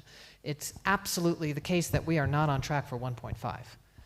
Right? So we're at 2.6, 2.7 degrees, and therefore we need to be having global emissions from the countries that are the biggest emitters, of course, in the next 6.5 years. But mitigation is succeeding, but the pace and scale of the change that we need is not what's there. So I just wanted to share that piece because it's not adequate, but there are things happening. I mean, I have the honor of traveling around the world. I can tell you in India, in China, in Brazil, in Colombia, Chile, renewables is happening. Not at the pace and scale that's needed, but the shifts are pretty dramatic on that side. But that's only one sector. Okay, thank you. I know that you wish to come in, but if I may just ask one more quick follow-up to State Secretary Morgan and then come straight to you, because I understand you have the time? Okay, well then, please. I think we are at a historic moment. And if you look at history, there's always a moment when there is a shift. I think we're at a point where we must have the climate moment. And we cannot continue on an incremental path because that is not going to work. And there are lessons, whether it is in the way we crafted the Bretton Woods institutions, whether it was the European Bank on Reconstruction and Development. It is time to think about financing for climate action. And we hope that the September meeting is going really to begin to clarify the concrete elements of this architecture, because without it, it is not going to work. It doesn't matter, we've seen evidence. We've seen that in the US, there has been a reduction in emission. We've seen there's a reduction in emission in the EU, but the overall emission is still growing. Yeah, and that is why it is important to respond to and have an architecture that is timely, because urgency is absolutely crucial, that the quantum is large enough, that is sustainable, which means it comes in with the right technology to the right place, that it is flexible so that we can target. If we are targeting decarbonization, whether it is e-vehicles, whether it is clean cooking, whether it is the renewables, or whether we are doing mitigation and resilience in terms of smart agriculture and whatever else, or whether we are doing regeneration in terms of nature and stuff like that. So it is big, but it is possible to cut this in slices. But all this must be driven by a completely fit for purpose and therefore new financial architecture. So the moment is now.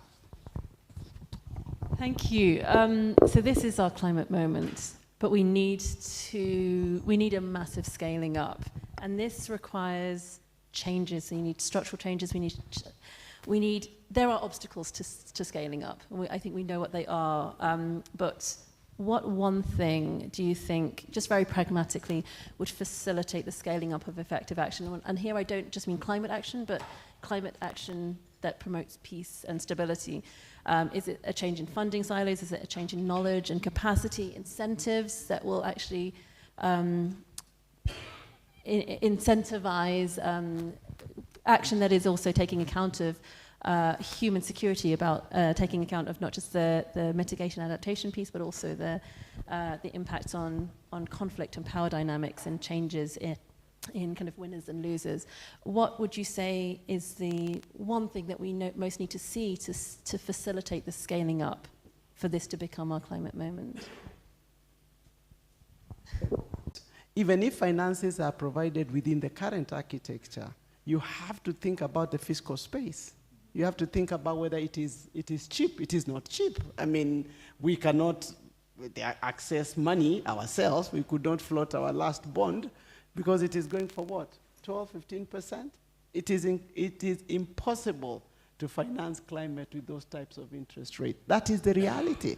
And that is why we need an architecture that responds to the climate imperative, not the financial and development imperative that we have seen in terms of financing architecture. So really the political will, and I think we are getting there.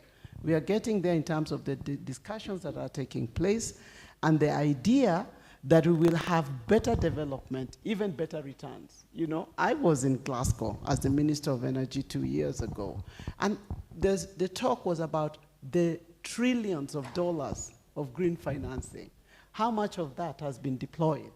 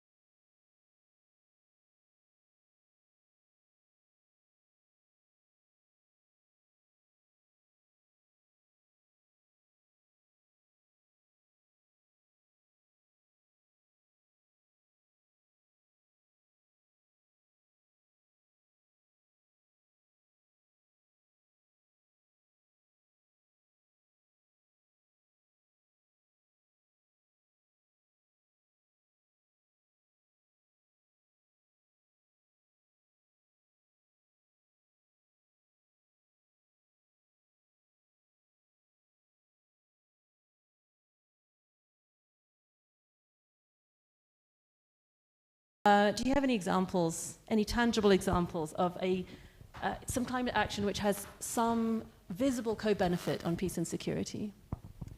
Can we think of investment as a way of adjusting and managing risk? Because if you look at it from the context of risk management, not just for the countries that are affected, but for the countries, the developed countries as well, then perhaps there will be the political will to finance it. Because in this region, within the IGAD region, Kenya is the only country that is not an LDC, right? What does that tell you of the fiscal space within a country context to be able to borrow to address some of these challenges?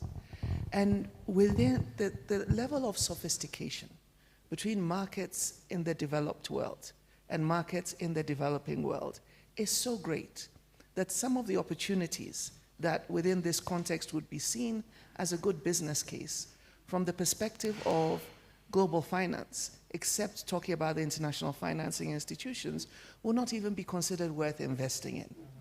So I think it's important, not, especially when you're talking about the context in which we have most of the fragility, to understand that the business case will not be made in this environment. The business case is made for mitigation, for financing mitigation. In terms of dealing with adaptation and resilience, it's a question of finding finance to manage risk. And that finance cannot be finance that comes at the current interest rates, because already you have countries that are significantly in debt. They don't have the fiscal space. For the poorest of the poor, for the least developed, for the places where you see the fragility is so severe, there has to be thinking around how grant finance is provided for some of those initiatives. Because if you expect the countries to take on additional debt, it's not going to happen. But what we see in this region, even though it's more project piecemeal approach, is that where there has been investment to support communities that are stressed in water management and effective water management in order to help them to deal with some of their challenges, because most of the population is involved in agriculture and in subsistence agriculture, not commercial agriculture, which is the reason why I say the business case is difficult to make. But where there have been those investments on a more projectized basis to deal with these issues, you can see that communities transform. Most of the conflict in this region is intra-state conflict. It's community conflict over lack of resources. And a most significant resource is water. If we are able to address that challenge from a risk management perspective, then we could be doing something. Thank you very much. I am afraid we will lose one of our speakers. Thank you so much, State Secretary Jennifer Morgan, for your time. Thank you very much. Thank you.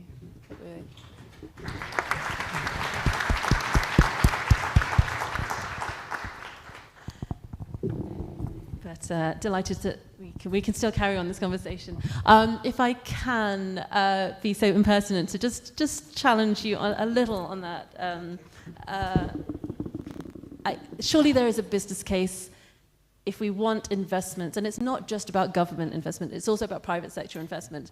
And this is a fragile region, but we need to de-risk investment. We need to show the corporate sector that this is a safe place to invest.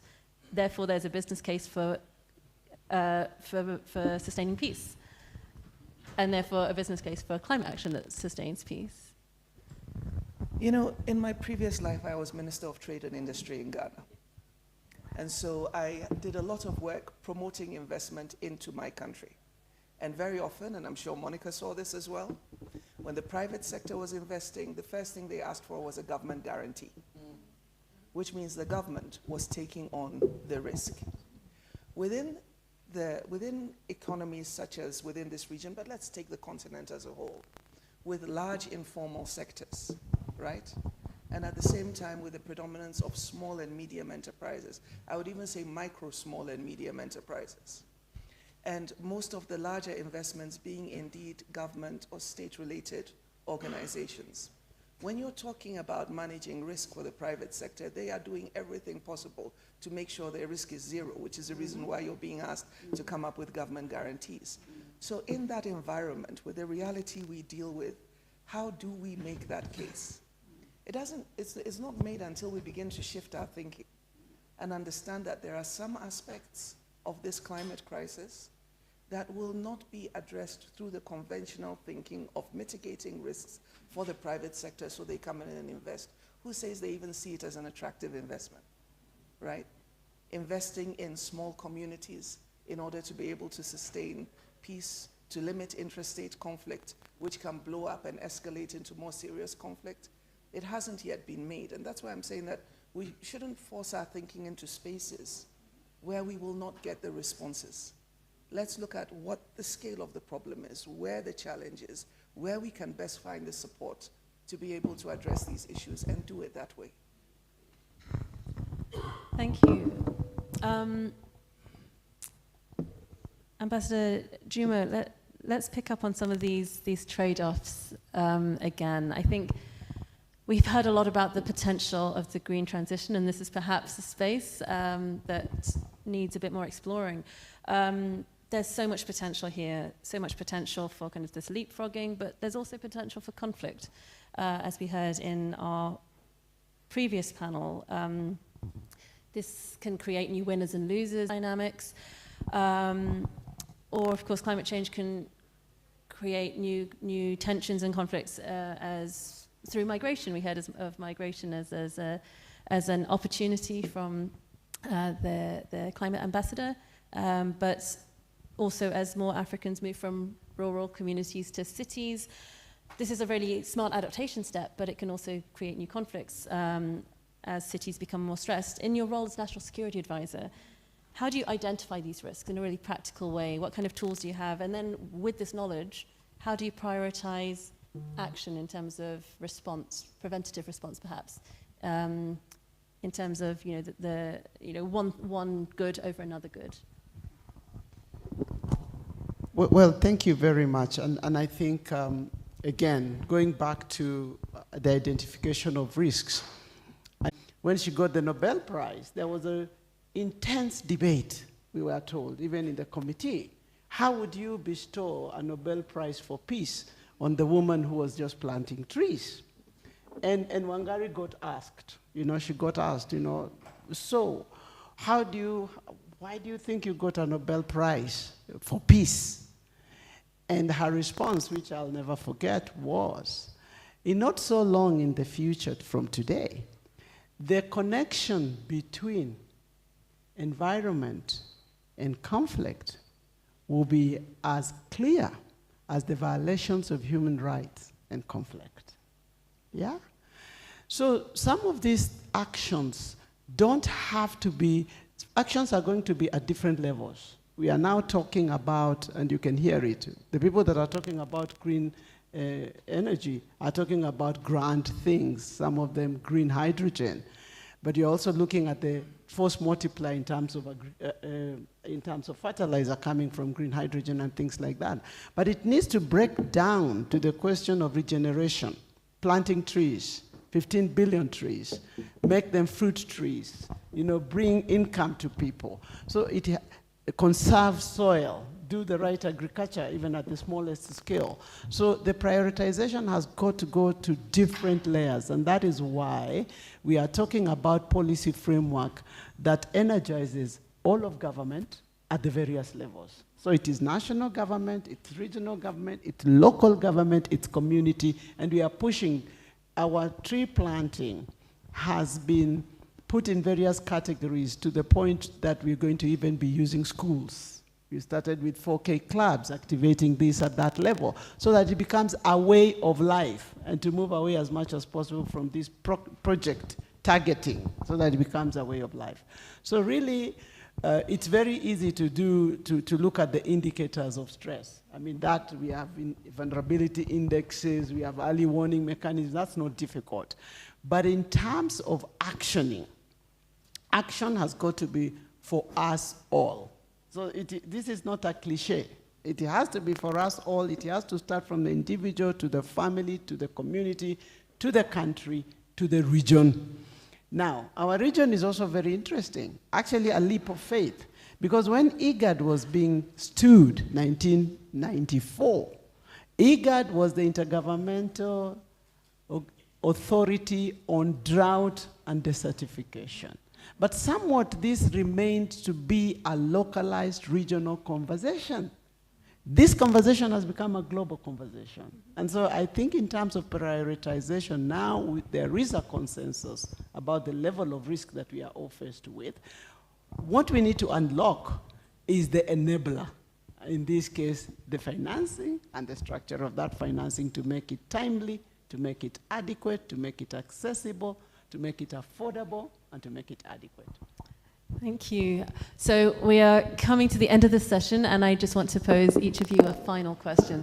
As you might know, we want to have this, the outcome of this, not just a great opportunity to have this conversation, but also to produce some kind of outcome document which can feed into the Africa Climate Week summit and then the COP. So in each of your roles, Ms. Hannah Tete as Special Envoy for the Horn of Africa, and also overseeing this, this new climate security mechanism within IGAD, what would you like to see as a priority in this outcome of this event that can inform these subsequent meetings in terms of something that you would like to see that would resonate for your kind of remit that can support the kind of political will and these enablers for climate action, for peace and sustainability. And Ms. Juma, I would like to then pose the question to you in your role as National Security Advisor for Kenya. Well, thank you very much. I don't oversee the climate security mechanism. It is an initiative that the United Nations is working on with IGAD. Because at the end of the day, what we are focused on is working with our member states to try to find solutions that are responsive and at the same time help to deal with the stresses that we see. So within the context of the upcoming climate summit, if we were able to get support for that initiative, and get support for that initiative, I'm not just talking about, because IGAD has a lot of capacity already, so this is not about setting up a bureaucracy. This is about taking the information that IGAD has, where there are climate stresses within this region, and to see how that information can be used to have quick solutions in order to prevent the kind of contestation that we see between communities over natural resources that are the triggers of conflict.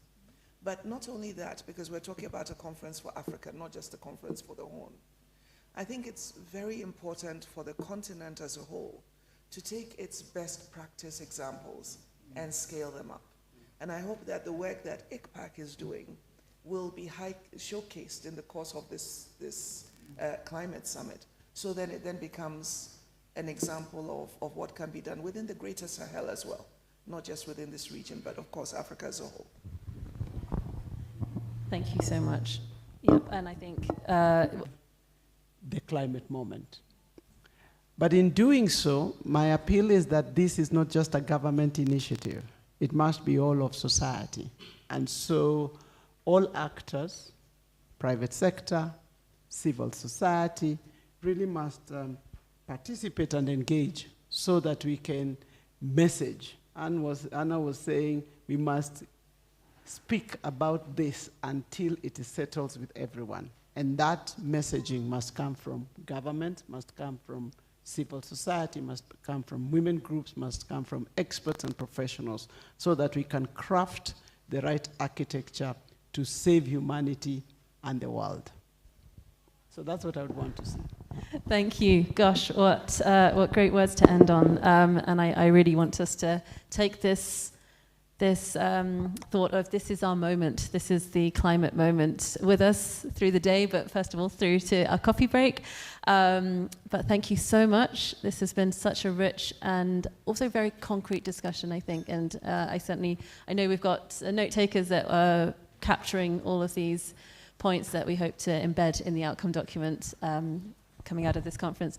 So let me first thank you, Excellency Hannah Tete, Ambassador Dr. Monica Juma, and Jennifer Morgan in her absence for a wonderful discussion. And over back to James for our next word. But first, a round of applause.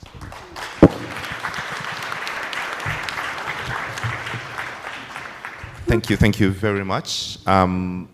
As you can tell, that has been very insightful, and I want to again thank the panelists and for this very insightful conversation.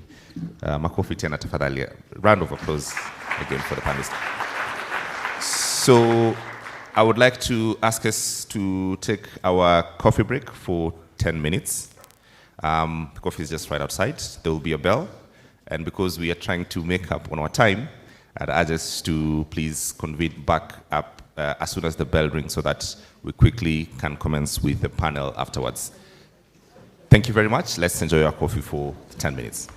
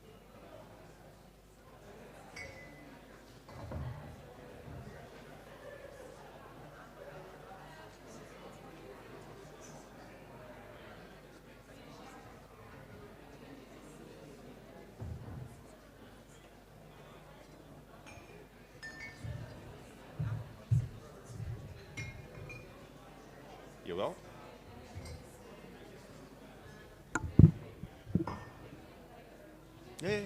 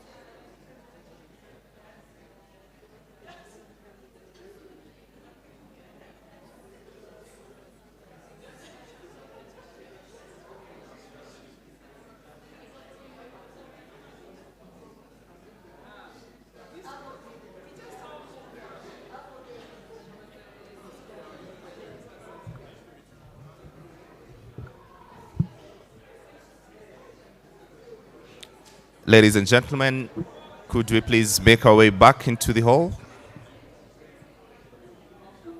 I'd like to call attention of everyone. Please let's make it back to the hall so that we can get started with our next panel. Let's get back into the hall and let's take our seats.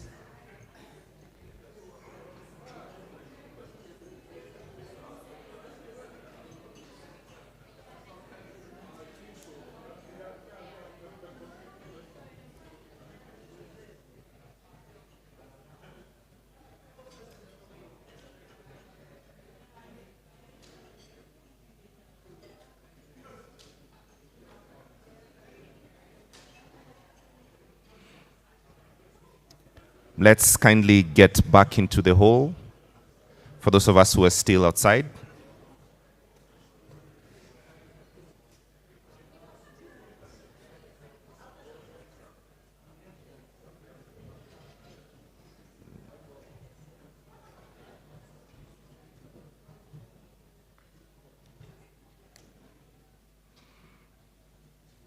We're still waiting for you guys who are still outside so that we can get started.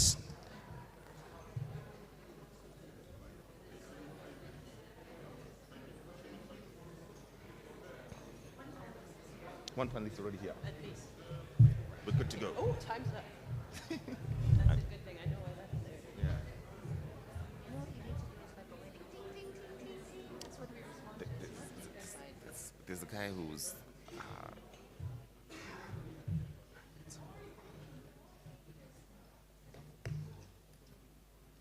All right, ladies and gentlemen, let us now continue with our panel discussion. And on this next session, it's on the best practices and lessons learned in order to highlight concrete examples of how to address climate-related security risks across humanitarian food assistance, disaster risk reduction, and recovery governance and environmental peace-building program.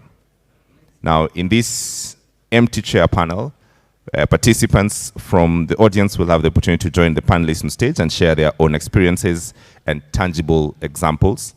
This is our next panel that begins right now, just after the coffee break.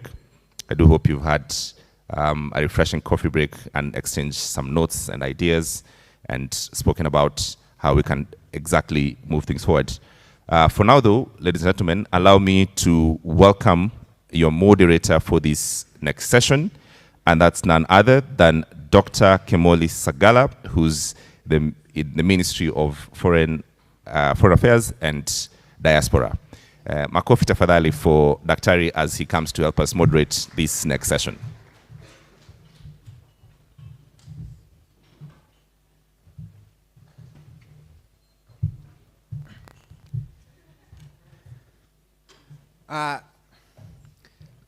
I think in the spirit of talking security, because I think that's why we're here, what my panel proposes to do is to try and build a body of knowledge about how is it that we are going to de-risk resilience. And of course, the African continent, we always have very, very good practices. It's an opportunity for us to share some of these best practices and some of these lessons that have been learned. So as I wait for my team panels to join, I would ask Dr. Atan of ISPAC to join us. I'll also ask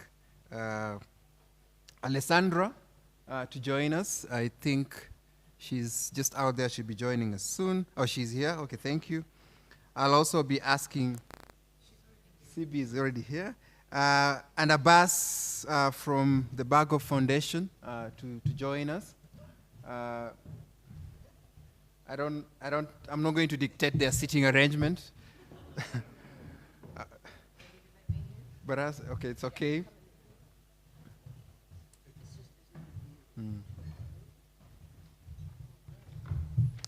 So I think to get moving, let me briefly explain what we hope to achieve in this panel. First, we want to share best practices and better understand the risks that we face around climate and security, try to accelerate solutions that are positive in nature to address conflict-sensitive challenges, and to integrate climate security risk analysis into the larger picture, because as we now understand, and as the Prime Cabinet Secretary and the other high-level panels have enumerated to us, that we can no longer escape from the problem of climate and security. So if you allow me, I'll take my seat, and we'll have a fruitful engagement to try and unpack this problem of climate and security.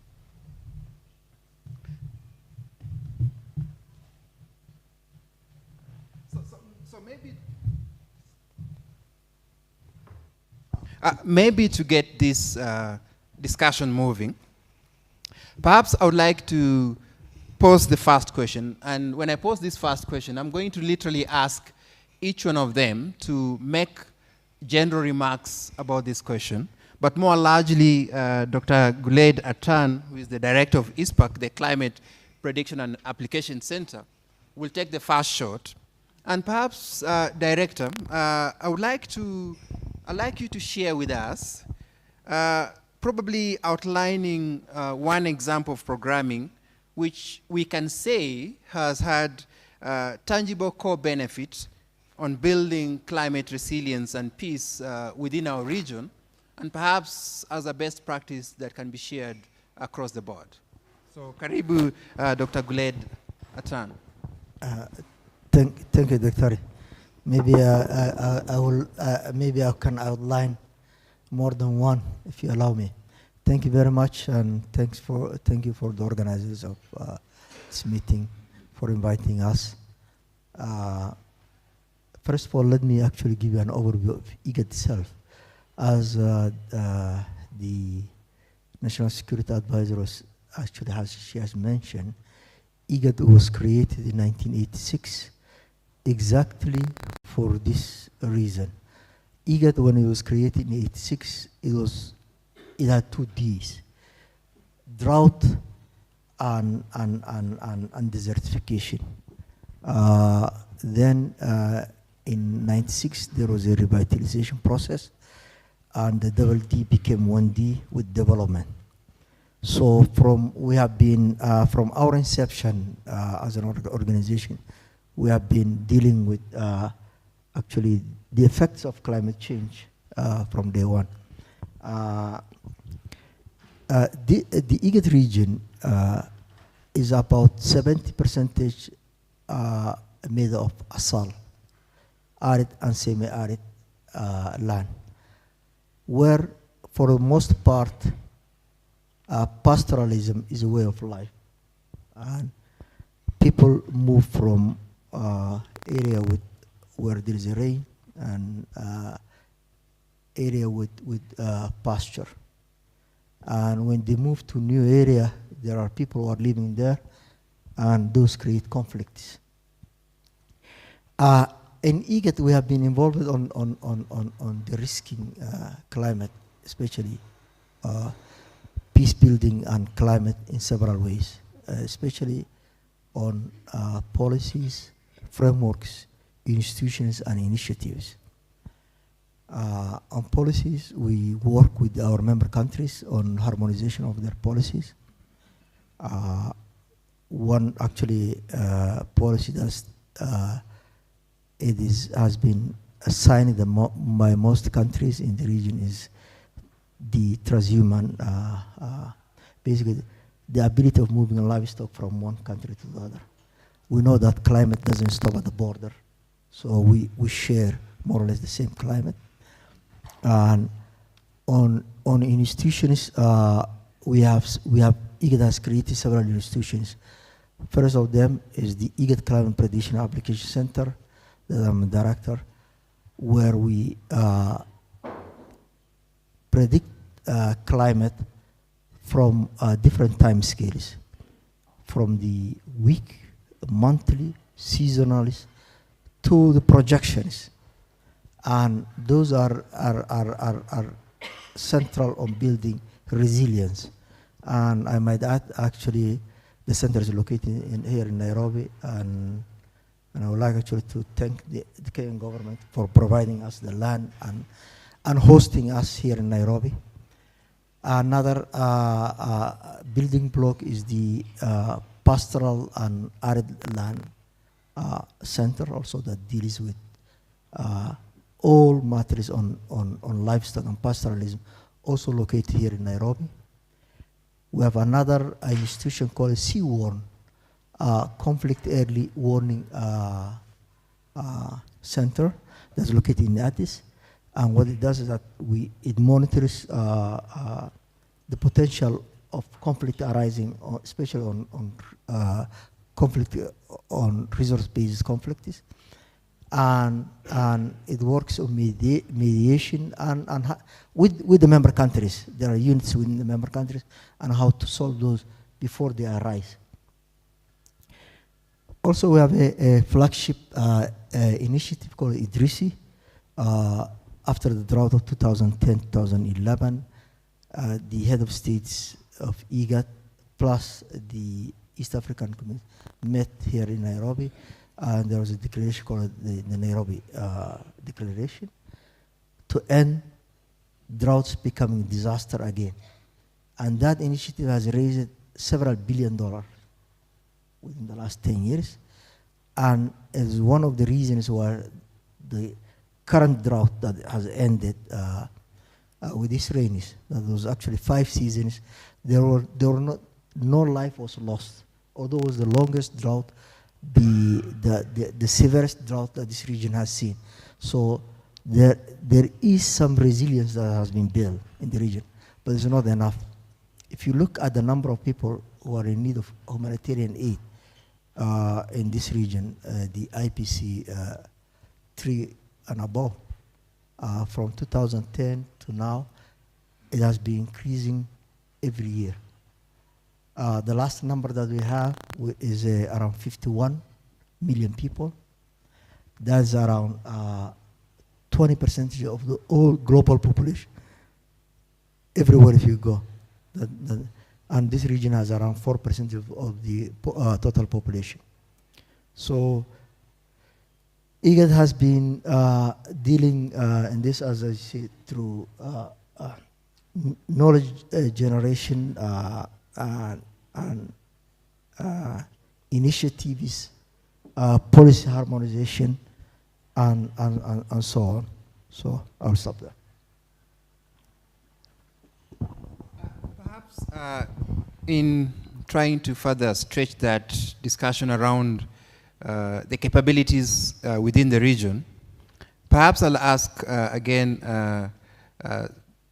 Alessandra, who is the manager of UNDP Resilience Hub for Africa, to also share some lessons regarding the capabilities and how we can build this climate resilience and peace from some of the best practices that you could share with some of us.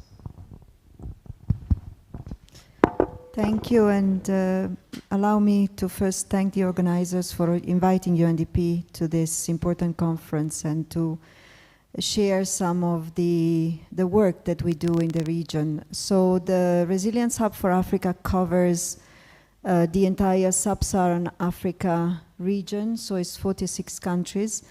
Dr. Goulet has focused on the Horn of Africa. I'd like to focus on the Sahel, where we have started to invest programmatically on climate security, and I want to share a few experiences very briefly. But first and foremost, we are investing quite heavily in Mali, Burkina Faso, and Niger, with quite a sizable programmatic initiative on climate security. And here, in one of the earlier conversations, we were talking about the trade-off between investing in climate and in security. So no trade-off. Our approach addresses both the climate element, the climate-related risk, but also the security side.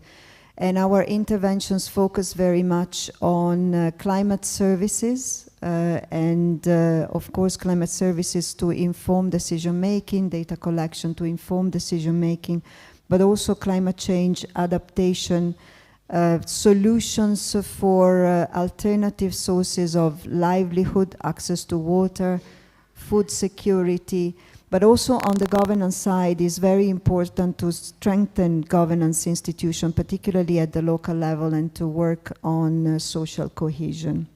So very large program that is starting to yield results, both on the climate side, climate change adaptation side, but also on the peace building and conflict prevention side in Mali, Burkina, and Niger. I also wanted to share that we are mainstreaming, and this is a different approach, mainstreaming climate security in our stabilization program still in the Sahel.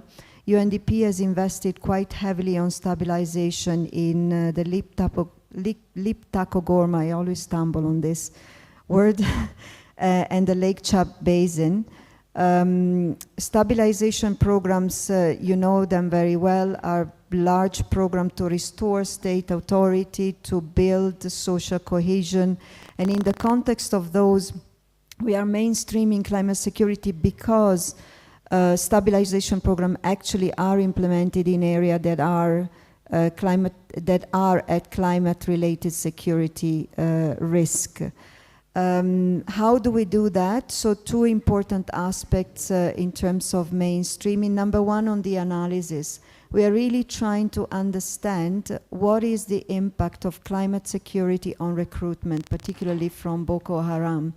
So what is the likelihood, or what is the impact of climate security in increasing the likelihood of recruitment by Boko Haram, particularly of the youth?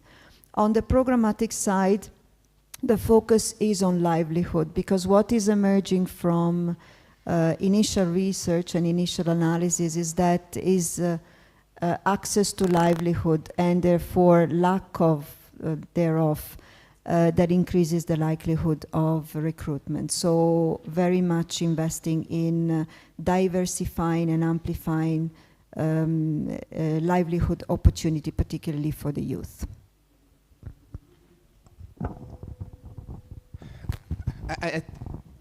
I think thinking about the question of resilience, even in our case, I think because Abbas Kassim, you largely involved in understanding and shaping the dialogue and discourse in Somalia. And perhaps based on the same concept, you could share with us some key examples from your work in Somalia and through the Bagop Foundation in terms of how is it that you're contributing to an understanding of this very critical problem. Thank you. Thank you very much. Thank you very much, Dr. Kimoli. And thank you for the opportunity to share our experience and lessons learned with this diverse audience. Bago Foundation is a peace-building organization, and we've been working in Somalia since 2015 on broader issues of peace-building. But we began working on or supporting climate security back in 2020 when the nexus between climate change and conflict became apparent in our regular analysis of conflict, because people often complain about scarce resources, mainly water, and so I must admit that we came quite late as most peace-building organizations, because most of us did not make that connection early enough, or has not been realized by most policymakers as well. So we started the work in Galmudug and Hirshabelle State of Somalia, mainly supporting and providing a platform for communities on conflict transformation, as well as awareness raising on the nexus between climate change and conflict. And we do this through we did this by establishing a network of individuals who are based within their communities and already active, and known as Inside the Peace Builders Network in both Hirshabelle and Galmudug. And these people are people who are already active within their communities and have the platform and access to do this kind of work at the community level. And we capacitated them by building, by developing their understanding of the nexus as well as the impact of climate change. We did this through a partnership with organizations like UNEP, because we are a peace-building organization. We are not experts on climate change. And so we also build the capacity of government officials, particularly from relevant ministries, state-level ministries of environment and climate change, as well as ministries of reconciliation, in understanding the nexus as well. Because remember, most of these conversations used to take place at the upper echelon of policy making, but not at the community level. And it never used to trickle down at the community level. And this is what we're trying to do, and really capacitating people who are severely affected by the impact of climate change. Another important component is awareness raising through radio program, which is aired on monthly basis in both Hirshabelle and Galmudug states. And with this is, local experts are having discussions on live radio on the impact of climate change.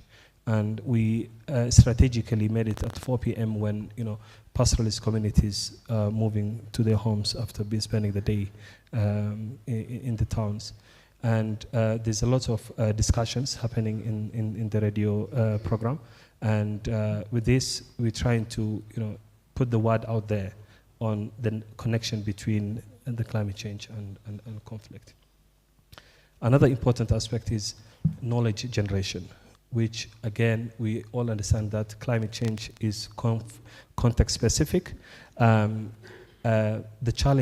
climate challenges faced by one district might be different from the challenges faced in another district.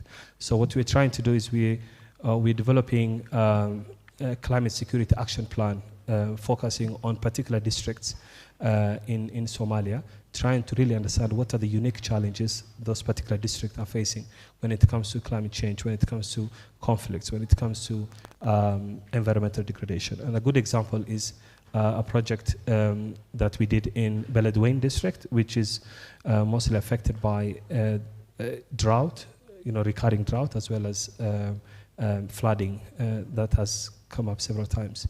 So that document is available. It's a 6-page document which we disseminated widely for all partners to use.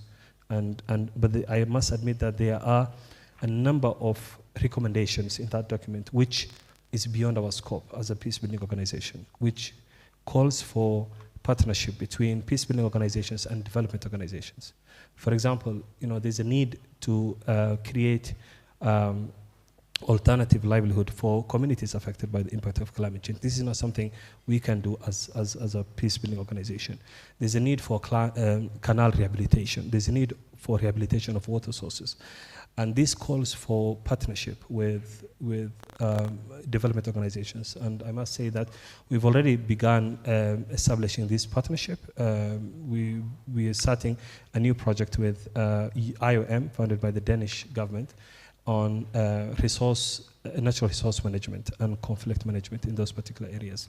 And lastly, I would like to mention an important component, which is sustained dialogue in conflict hotspots in both Hirshabelle and Galmudug states.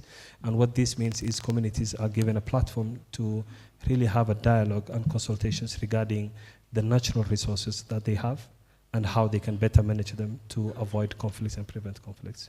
Thank you.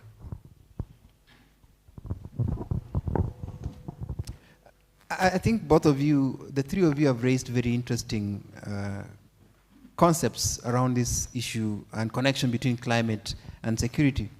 And perhaps CB, who is a senior regional advisor at the WF, perhaps as you also elaborate on some of these challenges, especially an example of the programming activities that you are undertaking, perhaps you could also touch on the fact that climate change is also inducing a lot of hunger problems and largely affecting our region. But also, what are some of the structural challenges that you face in your area, and how can we then help to translate some of this knowledge into policy documents that can help to drive change in the way we address the question of climate change and security? Thank you very much, and it's a pleasure to be here this morning. It's a pleasure to be at the Berlin Climate Security Conference again, see lots of familiar faces, and hear where the dialogue is evolving and perhaps where we need to push it along a little bit. I really enjoyed the opening remarks this morning, such a distinguished group of speakers. And, you know, Ms. Tete mentioned that the climate crisis is here already. And I think coming from the perspective, mostly we work at the community level in WFP in very remote contexts, very fragile contexts, and I concur with that already. Not to be controversial, but I also concur with what she said about mitigation efforts largely having failed. If we are to measure their success by the difference that they've made on the ground, I think the results or the lack of results speak for themselves. We are absolutely in an era of loss and damage, and here to talk about practical ways of addressing that. And one of the effects of being in the era of loss and damage is an increase in conflict. So WFP, that's the World Food Program, is the frontline agency. Mostly you know us responding to crises, humanitarian response.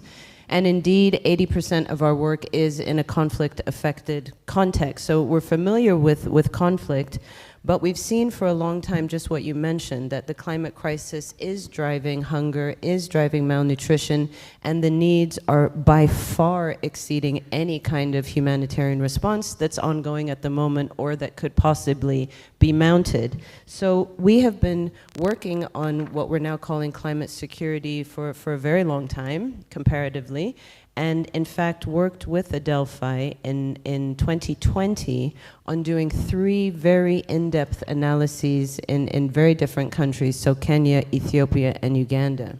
And what we found there is indeed that these issues that are linked to climate, water scarcity has come up a lot, livelihoods have come up a lot. We're indeed contributing to conflict, and these reports also helped us identify some of the pathways that could mitigate, some of the activities that could mitigate these effects, and that's what I'm up here to talk to you about today. Of course, we're not the only one working on these activities, and I wanted just to recognize IGPALD. This is another excellent department of IGAD that has been considering these issues for a long time. Ato Daraja is there in the audience. If you'll just give us a wave, and if you ask them, they will tell you where the investments need to be made to support the livelihoods of groups like pastoralists and other small cross borders cut across policy frameworks. And as was mentioned here, a lot of the time the people who are affected most directly by these issues are not adequately represented, their voices are not heard, particularly when we're talking about precious resources like water. We have to be mindful of issues like equity, we have to be mindful of the governance of those issues, and the groups that are going to be particularly impacted, disproportionately impacted. Those could be women, those could be people living with disabilities, those could be people marginalized for other reasons, politically or by their citizenship, say refugees. So that's just what I wanted to say as a backdrop, and maybe as specific examples. You know, you've mentioned the second part of your question was about how have you had to cut across sectors or work in different ways? And the first example that I wanted to give was about pastoralists. You know, the title of this panel was about de-risking. And we heard a lot this morning about how we must de-risk investments for the private sector and how government can de-risk these investments. There's not a lot of talk about who is working on these de-risking, on this de-risking for pastoralists. Being a pastoralist right now is an extremely risky livelihood. It also happens to be one of the most appropriate productive livelihoods for arid and semi-arid areas. When pastoralists drop out, when that livelihood doesn't work due to drought, displacement, other regions, those people tend to become WFP clients. They tend to become extremely reliant on government safety nets. So they have been a group of special interest for WFP, for IGAD, for others for some time. So one programming response, and in fact this was a result of recommendation from the Adelphi WFP reports, invest in the pastoral livelihood chain, invest in the livelihoods of people who would otherwise be forced to move or be entirely reliant on public support. So we looked at how we might de-risk these livelihoods, and there are a number of ways to do it. One I would like to highlight here is small-scale insurance, micro-insurance, that is weather indexed. In this case, it's indexed to the pasture condition, and when that pasture condition falls below certain levels, a payout can be triggered. And of course, I've oversimplified that enormously. There are many ins and outs to it, but at least there's a way where we can support pastoralists with risk financing, the same way that you get insurance when you drive a car, the same way there is insurance available for commercial farmers. What's a model that might make this available for pastoralists, for small groups? You know, we're talking of people who don't own that many head of cattle, the more vulnerable but viable pastoralists. That's something that we've been able to do at scale. It's been picked up by the bank, it's been picked up by COMESA, it's been picked up by other entities. It should go to scale, but it's not an easy program to run. When we do that, we find that the money from that payout, it goes to veterinary services, it goes to transport of the animal, it goes to buying fodder, it goes to buying water. So that's something that we also, when there are gaps in that, we've also supported entities to make that veterinary care available along migratory routes. If you talk to Dr. Dereje, he will tell you that one of the problems is that water points are being established, but they're not being established along traditional migratory routes. And that's because the people say, well, we're going to put a borehole here. There's no one living in this area, so we're not going to put a water source there. Well, that happens to be a traditional migratory route. And if we listen to the affected community or the local government experts, as Ms. Tete said, government experts, regional experts know a lot about these contexts, and we should let them lead, direct where the programming investments should be made. Maybe I will leave it there, but just to say that similar to what's going on in the Sahel, there's also been successful examples of integrated programming. The way that we've worked in the past, where we are in silos and very specialized, and dare I say, quite territorial about our areas of expertise, that's no longer going to cut it. If we are to get to scale, we have to break through those silos, and we need the financing that was spoken about. We need it now, and we need it to fund the priorities that have already been established and the activities that are proven to work. Thank you. I think in terms of the question of de-risking, I think I'd like to ask Alessandra, particularly with UNDP, because one of the measures that many countries in the Sahel and also in the Horn of Africa are undertaking is emergency response. And many times this type of emergency response reallocates scarce resources from development to emergency response, in the long run undermining state capacity to plan for tomorrow. So in the case of the Sahel, what suggestions do you have in terms of building the capacity of states, even as they confront the de-risking and mitigation of climate change and facing the financial crisis and debt problems that they are facing, so that they can still provide the necessary framework that will help to build resilience, to take care of mitigation, but also to meet all the other development priorities that are required in view of our SDGs, Africa 2063 agenda. Because at the end of the day, as much as we want to speak about climate change and security, if we don't meet the basic needs of our people, it will be very hard for them to appreciate the link between climate change and their daily non-survival.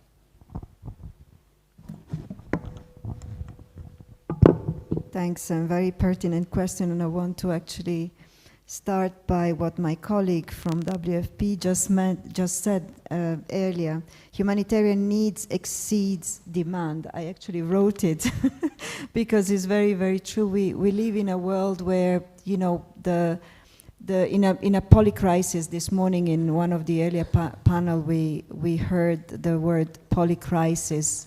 And the capacity of the humanitarian system to respond to this many crises is actually about to collapse. And this is because there has been for the longest time a very much, and this is a challenge, there has been an emphasis on looking at the symptoms rather than addressing the root cause. because, you know, if we continue addressing the symptoms, it's like putting a Band-Aid on a wound that has deep-rooted sort of causes that are far below, you know, the area that you are curing or curating. I'm saying this, and actually was the special envoy for Kenya, the climate envoy for Kenya this morning, that said that we are talking about a development issue. So when I think about climate change, I always ask myself a question: why is it climate change actually doesn't know boundaries, right? Is affecting everyone from north to south, east to west. And my question is, why is it in countries, in OECD countries, for example, we are not talking about climate security? Why is it that it's not even spoken? Why is it that it is a problem only of fragile states and developing countries, particularly in this continent, because of underlying drivers of vulnerabilities which we have never addressed, because of deep-rooted inequalities that we have never addressed, because of poverty, lack of access to services, education, water, sanitation. So these are the kind of investments that we need to do today to be able to reduce that dependency and that need on humanitarian support that my colleague was actually referring to and was saying, you know, we are at a breaking point and we can't continue along this pace.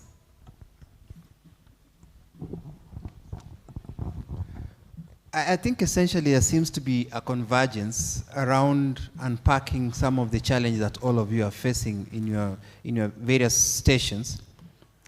And I remember when the Prime Cabinet Secretary was reading his remarks, he talked about the challenge of climate change appearing or converging with fragility.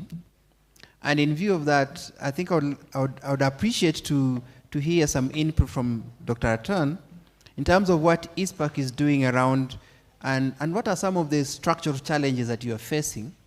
And in terms of the wealth of knowledge and data and information that you have, how can that be processed and packaged so that it can help to contribute to a better understanding among the member states, but also relief agencies and other international organizations that are dealing with this on a daily basis?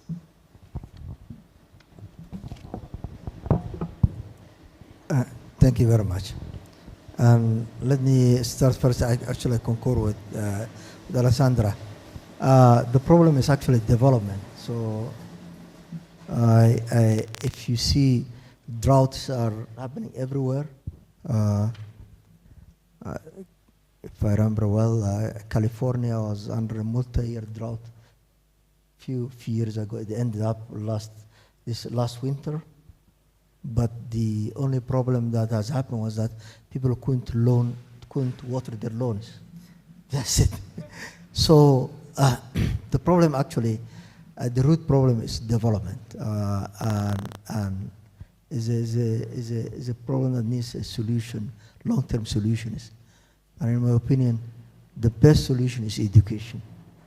It's working on the education of, and maybe most probably. Somebody was saying that pastoralism is a very best way of, but maybe it might not be for too long with the recurrent droughts and floods. On coming on the data,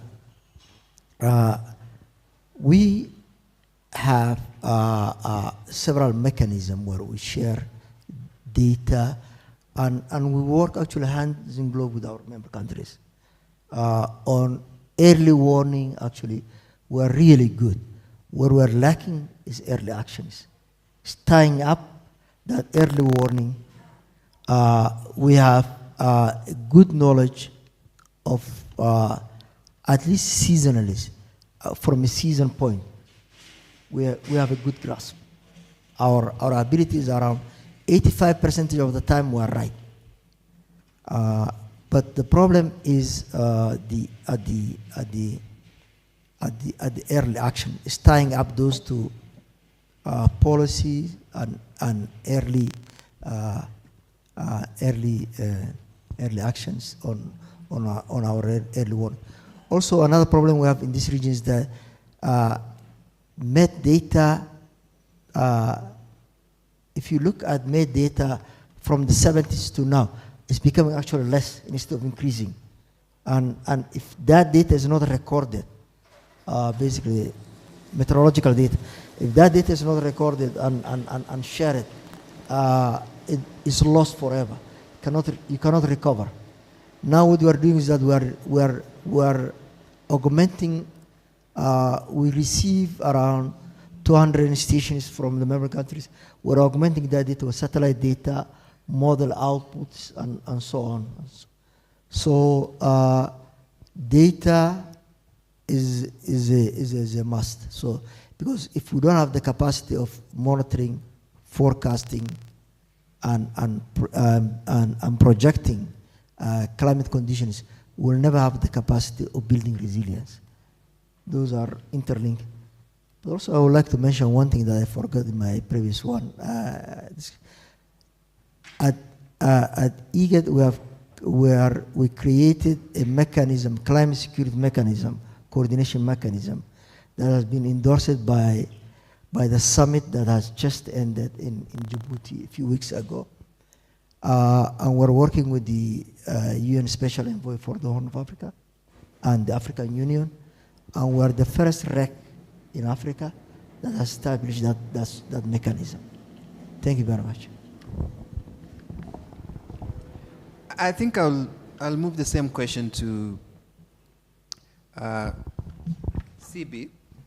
Although you have captured a lot of the issues in your previous presentation, I think I'd like to hear a little bit more in view of the fact that you work with very fragile communities. And then perhaps again ask Abbas to comment on the same. Maybe each one of you can take 2 minutes, because what I would also like to do is to open up to the audience and just get their reaction, and maybe we can have 1 or 2 people share some of their stories. Because one thing I've come to find out in climate change is that storytelling at times, or sharing stories or experiences, helps us, because at times we are confronted with a problem that we may not be aware how to resolve it, but by listening to what someone else is doing, we tend to find that knowledge, and in that process we can share that knowledge with others. So maybe the 2 of you can each take 2 minutes, and then we'll open up to 2 individuals from the audience, and also see how is it then that we can further enrich this conversation. Thank you very much. So I would say on structural challenges, as Alessandra said, if you've talked to a humanitarian recently, you will find a very agitated, concerned, anxious person. I think the humanitarian world is absolutely in SOS mode, and funding reductions are upon us again. And, that one, I think it's going to affect all of us. I usually use the metaphor, it's like pouring water into a bucket with a hole in it. It doesn't matter how much you pour or how fast you pour, that's not going to get us where we go. I want to be a bit provocative and ask, the audience whether these categories of development, humanitarian, peace, but do they apply in the way that they did before? Are they as helpful as they were before? And climate gives us that good example. Is it a development underinvestment? Is it a natural shock that's created a humanitarian catastrophe? Or is it something entirely different? Of course, those categories exist for a reason. There must be order, and in a government, humanitarian crises are dealt with by a certain department, and development is dealt with by a certain ministry. We understand that. The money that comes is also different. So money for a humanitarian crisis will be very high, but it will be very restricted, and it will be for use for 1 year, What can you do with a lot of money, but for a very short time? So those boundaries, these structures are not as helpful as they were, and certainly WFP, but also others as a true nexus actor. We are there, we've been in communities often till the 60s, but we're on the front lines during a humanitarian crisis, and as the Nobel Peace Prize showed, there is a role in peace building for that. So what shall we do? I think we have to help this system to evolve. It's a very difficult thing to do. We can still use humanitarian money and the bulk that it has in ways that are helpful to address development issues. You can have, I mean, if there are any donors in this house, I would appeal to you on behalf of myself and any other actor in this space. What we need is multi-year money that is flexible. You have to trust your experts to know where that money needs to be allocated. Nowhere is that more true than in climate security. The big money is with the security actors. The climate money is going somewhere else. It is not coming to the global south. Let me tell you again, if you look at the percentage of those climate funds that were intended to address loss and damage, they're in Germany, they're in Denmark, they're in the US, they're not in the Horn, they're not in the Sahel, they are not in Somalia, they are not in Ethiopia. And that's because it's very difficult to get that money. Well, we need to work harder to do it. They have to meet us halfway. Otherwise, what is the point of having those funds? So that would be it. And perhaps with my 30 seconds, I would say, if you were to ask me one investment that we can all make that will pay dividends in the developmental sphere for the peace builders, for the climate actors, it's attention to water scarcity. And that is a very tricky one. As was mentioned, it's not just a global south problem. California and Arizona were arguing, just like Egypt and Sudan and Ethiopia. It's not just a global south problem, but there is financing in the north to address those issues, to make them just about watering your lawn. Here it can become a war, an intrastate conflict, or indeed a larger conflict, because we don't have the financing to do what needs to be done. We know what needs to be done. We don't have the financing or the fiscal space to do what needs to be done. Maybe I'll leave it there. I think I'll ask you the same, maybe take a minute, because I think it would be also good to hear from the audience. I'm sure there must be one or two who would like to make some contribution. Yeah, mine will be very short. I think the biggest structural challenge that we have working in this field is that development organizations, be they UN agencies or other NGOs and peace-building organizations, are working on the same topic, but in silos. So there's no proper coordination mechanism to kind of, learn from each other's work and jointly identify what are the needs and in what location, and how discussion on how they can possibly work together. I think without that, as you said, we wouldn't be doing anything. And my message also to the donors will be, let's use the ongoing projects. Now we have an environmental peace-building project with Adelphi, and we can use these kind of projects to learn from them, from the knowledge that you're producing, to scale it up and have a long-term engagement in reaching those communities. Thank you. I think I had another question that I would have asked all of them, but maybe I'll propose that they can answer this question when they are during coffee, because I would be interested to know, in your area of work, what has really surprised you, or when you engage with policy actors and policy makers? Are they surprised by the type of data that you provide, or the type of knowledge that you provide, or the type of problems that you enumerate in terms of the challenges of climate change? At this stage, I think I would like to ask any volunteers. I think I see, maybe I'll start with Mr. Isife Burima. I think he's the Executive Secretary of the Sahel Region Climate Commission, and he could join us, maybe take like 4 minutes to share with us some of his experiences, and then we'll have an opportunity for, I think, one more from the audience, because I don't think I'll be able to take more than that.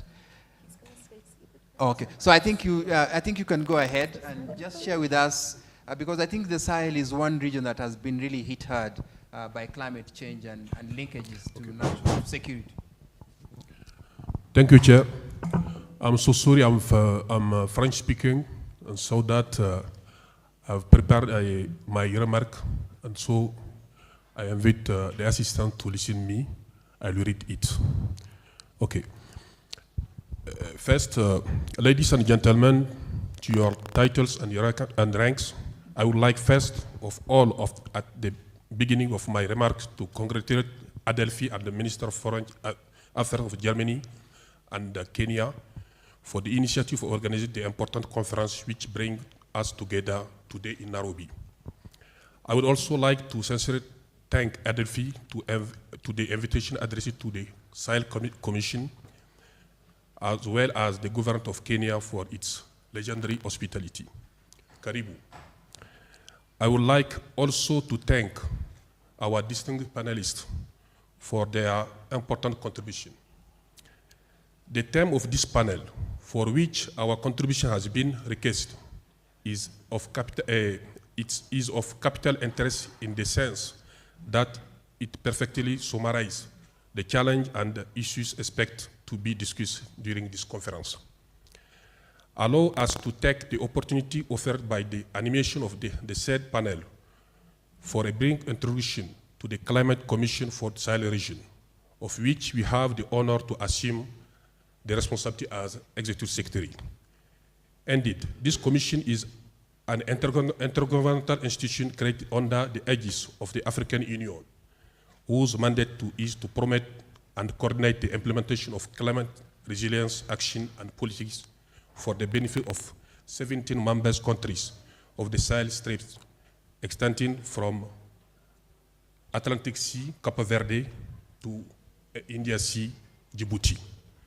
This is the place to note the perfect adequacy of the term of the side panel with the scope of action of the Commission, and the driving politic adapted to achieve the resilience of population and their livelihood in the face of climate and security shocks throughout the promotion and capitalization of good practices is major interest for a region like the Sahel, tested by various forms of challenge, including environmental, social, political, economic, and security. The importance of scope of the term of this panel should lead us to a series of findings and state of affairs, ending it should be emphasized that despite the effort of our government and with the support of many partners, the persistence of this challenge, particularly those relating to the climate problem and the security shock, which are also characterized furthermore on the life of communities and their livelihood. Faced with this situation, it's important to highlight the existence of a series of factors that limit the effectiveness of intervention in the face of these phenomena. Mainly, we could mention the weak technical capacity of the actors within the framework on the definition and the implementation of the structuring and the coherent actions, the poor knowledge and reliable data on the scope of the impact of these phenomena, as well as good practice, particularly in the case of integrated action in response to climate-based security nexus and other shocks. The weak synergy of the actors within the framework on the financing and the implementation of these actions, the lack of adequate funding given the scale of this challenge. It is thus obvious the need to take these factors mentioned above into account in the context of a new impetus of political in the context of the fight against climate problem and shocks in the Sahel in particular and in Africa in general.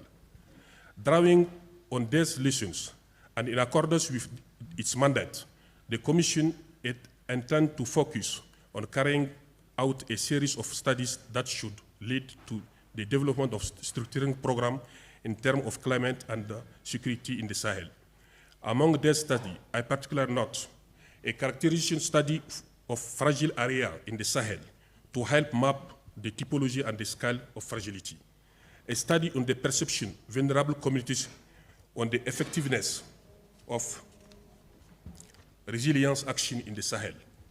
These two studies should thus make it possible to develop a coherent structuring pilot program, making it possible to contribute the providence, sustained and adapted response to the effect of the climate and security nexus basis in the case of good practice. In the dynamic, the Sahel Climate Commission hopes to benefit from the support of others and other partners or potential partners as UNDP for the realization of its priority action. With regard to the factor relating to the low mobilization of resources to finance climate initiatives and policy, particularly in the Sahel, it is worth highlighting the unfavorable context characterized by the persistence of post-COVID effects, as well as those linking to the war in Ukraine and the level of the international economic environment. Unfortunately, this has the consequence of diverting attention and priority from development action to the benefit of our countries, which has been greatly affected by the effect of environmental and social political phenomena. In the dynamic of providing solution to this situation of low resource mobilization, the Sahel Commission has thus endowed the Sahel region with the Sahel Climate Fund. This fund, new fund, should contribute to the alignment of funding for the resilience action by mobilizing resources from member states, bilateral and multilateral partners, philanthropic funds, decentralized local authorities, and as well as private financial institutions. The main operational objective of this fund whose intervention mechanisms are considered innovative and appropriated are raised to $2 billion US, 19% of which from national, regional, and international donors, and 10% from the member states of the Commission. Implement high impact in mitigation and adaptation projects. Create a virtuous cycle of financing and feed itself through an effective combination of profitability and positive environmental and social impact. Strengthen the technical capacity of member states in the mobilization and the structuring of climate finance. Also, confessing of the weak capacity of the Sahel stakeholders in the development of structuring projects, the Executive Secretary of the Commission has included in its roadmap capacity building action for regional and national actors, as well as meeting and forum for sharing best practice and strengthening synergy. Thus, in the dynamic of the agenda major thematic meeting planned by the Sahel Commission, I have the pleasure to seizing this opportunity to invite Adelphi to examine, in conjunction with its other partners, the organization of a regional conference focused in the climate security nexus in the Sahel. The theme of this conference could be oriented toward innovative mechanisms for financing and capitalizing on good practice of resilience action in fragile area.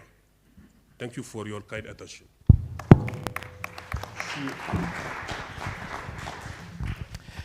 I think I'm so sorry, Chair. That's fine. That's fine. I'm French speaker. That's fine. We have many capital experience with the Chair. Ask the assistance. Let's talk about establishing. I can confirm that the good job which UNDP, Niger and Burkina and Mali. That is very important. When we take an example for the action on establishing in the area of Lac Chad,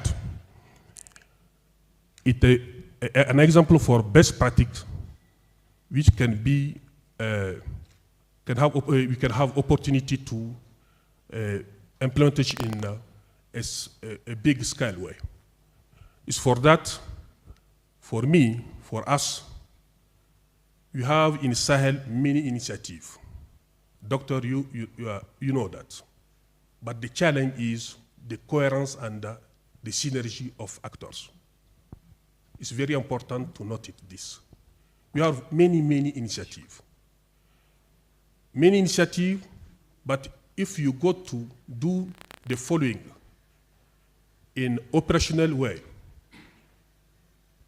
the communities can say that many action they didn't give you the effect of the action. It's for that we have the responsibility to look together how to improve the efficiency of our action. this is the responsibility for the countries, communities, and donors. Thank you very much. Merci. Thank you. I think we intentionally wanted to listen to him because the Sahel is one very, very fragile region, and it provides us very deep lessons, because although we did not address that issue, we are all aware that fragility breeds insecurity. It provides a breeding ground for terrorist organizations, for banditry, for transnational organized crime.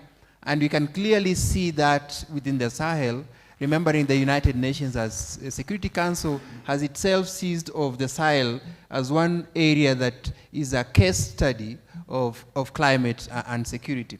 Perhaps because of the essence of time, before we disembark from the stage, I'll just take just one, and please only take a minute. I wouldn't want to cut you off, but just 30 seconds of something that you think we have not said that we must say. So please don't say what you have already said. Say something that we haven't said on this stage. Thank you very much. My name is Wairimo Kanyere from Roots Kenya. Roots is an organization that works with grassroots women. And we work in 4 thematic areas. One is community resilience to disasters and climate change, women and property, women and leadership, and health. From morning, we have had good presenters with very informative information. And my concern is, and thank you, CB, because you work closely with the communities. You touched about women and the PWDs, and you didn't mention about girls. We don't leave girls behind. And my concern is, you talked about risk financing to pastoralists who don't have a huge number of cattle or camels, but I have not had any presenter this morning speaking of crop agriculture farmers, which is also a threat to climate and security because of food security. Thank you. I think I wanted to hear from the crisis group. If there's anybody from the crisis group, they're usually telling us, they're usually having us these warnings to all of us. Be prepared, this is coming. And at times, many policymakers, we don't react, and then it happens. So if there's a crisis group. Yes, hi. Nazanin Mashiri here, Senior Analyst for International Crisis Group, working on climate, conflict, and environment in Africa. I've heard it said today that climate change is a threat multiplier. I don't think we'd like to use that term anymore. I think it's predominantly a risk issue. And we'd like to say it's a risk multiplier instead. And what's important and what needs to be emphasized today is that mediation, and we've heard a lot about mediation at a local level, needs to be backed up by climate adaptation, which is conflict sensitive. I mean, there is an appetite for conflict resolution amongst young people and women, people who are not committed to age-old grievances that we see. And there is a conflict fatigue in the region, and we need to kind of tap into that as well. Also, we don't have conflict-sensitive policies or multilateral mechanisms for financing. They are not fit for purpose, and we have to admit that, and we have to deal with that. Also, we see climate links to security contested at the United Nations Security Council, sidelined at COP, and we need to consider these issues, and we need to push for these issues. One thing that surprised me, which is very interesting, and I heard this recently because we're working at Crisis Group on northern Cameroon as well, just to give you an example, is that as well as considering the security aspects and the hydrological aspects of where we put these water adaptation points and these water points, we need to consider the cultural aspects too. In northern Cameroon, boreholes have been constructed in villages that families don't use. Families don't use these boreholes because for years they send their children to rivers to collect water. So these boreholes, which we spent a lot of money on, are not being used because development agencies are not consulting local communities. So we really need to consult local communities. Another thing that we haven't spoken about is armed groups and the influence of non-state armed actors in the region, particularly in Somalia, Al-Shabaab, for example. Now we're looking at a military offensive in Somalia. Let's look at the vacuums that are left behind when we take over these areas and retake these regions. Al-Shabaab, despite bringing terror to many people in many regions, they actually involve themselves in mediation. They prevent the construction of water points which are too close to towns. So we need to consider these, and we need to coordinate, and we need to focus on these issues when we're thinking about de-risking. Thank you. I think I have maybe 5 more minutes. You know, one of the great challenges we face with climate change is the problem of hunger. And I don't want my session to come before your lunch. I would ask if there is, I think there's a UNOWAS, and then after that I'll only take one more from the audience. I think I didn't know that this risking would be of very big interest to all of us, but I'm happy that at least we have tried to give it enough flesh. Good morning, everyone. I am very cold, so if you see me putting my hand in my pocket, it's because I come from West Africa. I want to repeat what the sister said about from the crisis group. It's exactly what I wanted to say, but in the West African Sahel. My name is Galine Yanon, Climate Security Advisor for United Nations Office for West African Sahel. The past 2 months, I will spend all the time in the Liptako Nguruma country and also the Lake Chad Basin, looking at trying to understand and to interact more with people. So allow me today to be the voice of those people that I was discussing with them. So we've been talking about climate change adaptation, mitigation. These are not new. We know them. So since how many generations we've been talking about the same thing. But one thing, if I have to start by responding to your last question, what have surprising us, we are not listening. I think it's time for us to start listening to the voice of people, to start listening to what they want exactly. So I was discussing with this group of displaced people in Difa. Difa is in Niger. So what they said is that we are tired about humanitarian action. Why they are saying that is that because it's been 10 years they are in that camp and they are just being assisted. So when are they going to come out of that situation and go back to the villages? So this is very important for us to consider. And there are children who was born there and they only know assistance. So how do we want to raise people in the future, or independent people, if we don't train them in terms of development, in terms of taking care of themselves? I think it's one thing that we need to consider when working in this area. Also, one group of people that are missing also in the site is the Defense and Security and Defense Force that we work with them. So they are not in the room, the joint force in Maiduguri this time. So what he said that we have done our part of the job. So we need now development. So if you go to that area, you see that there are many people who are displaced, whether by drought or flooding. So flooding issues are very recurrent. So what are we doing for them? So they are here, they don't have access to land for farming, they don't have access to any resource of water. What are we doing for that? So we are leaving people, we are assisting them, but at the end of the day, they have become more vulnerable and being recruited by the armed group again.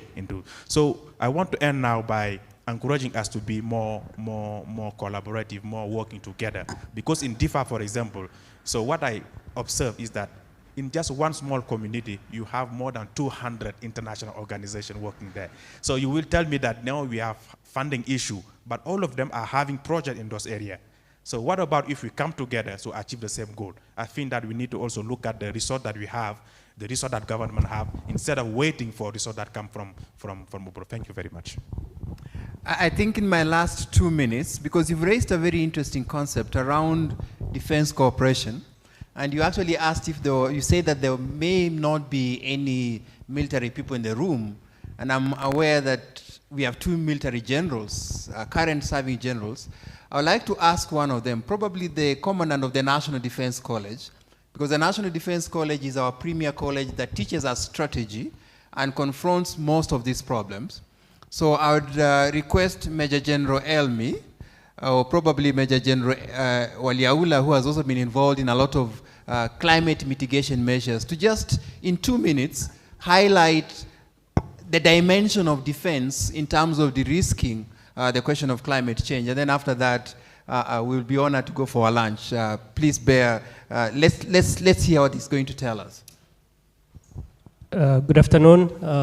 Thank you, Dr. Sagala. My name is Major General Rashid Elmi. I am the current commandant of the National Defense College, Kenya, college of the National Defense University, where we train strategic leaders in national policy. We have a course of about 70 people now from 15 different countries.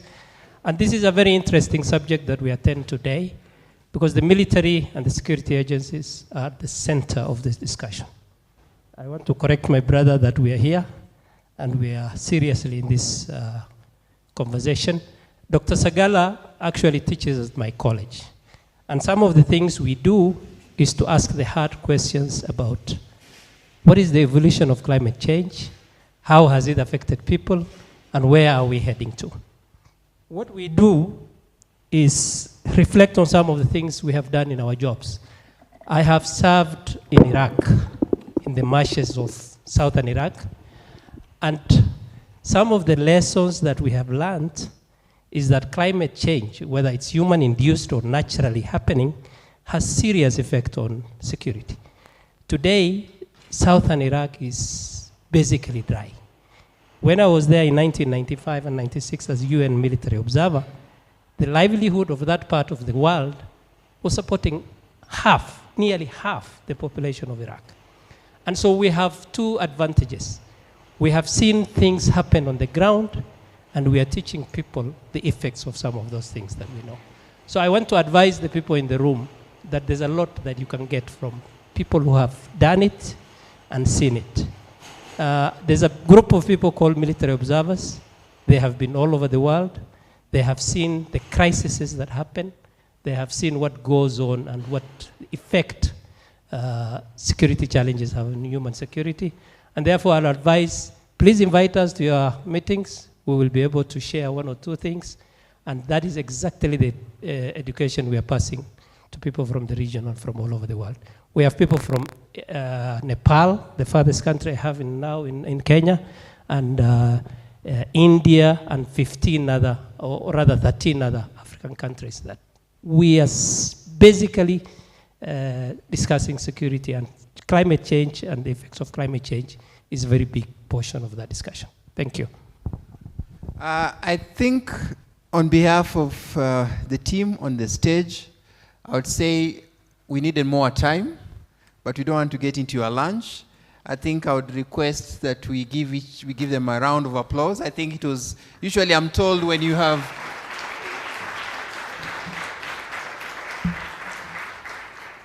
I'm told when you run out of time, it means you've done a good job. I think you guys have done a wonderful job, and I think I'll hand it over to the MC. Thank you so much. I've learned a lot from you, and I think during lunch and during coffee, we'll continue to spread this conversation. Thank you.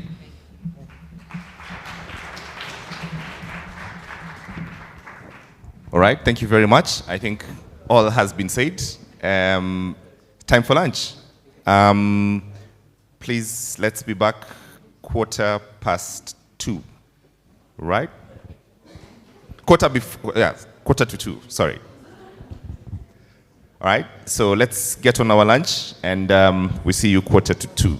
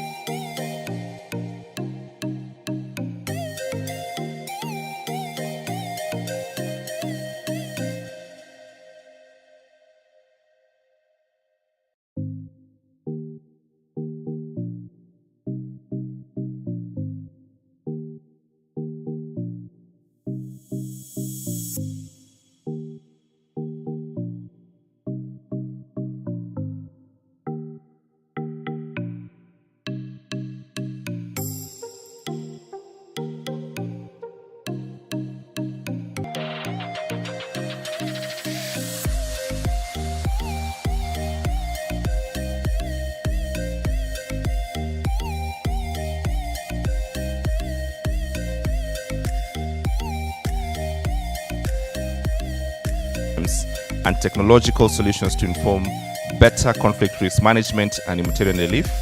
The panelists will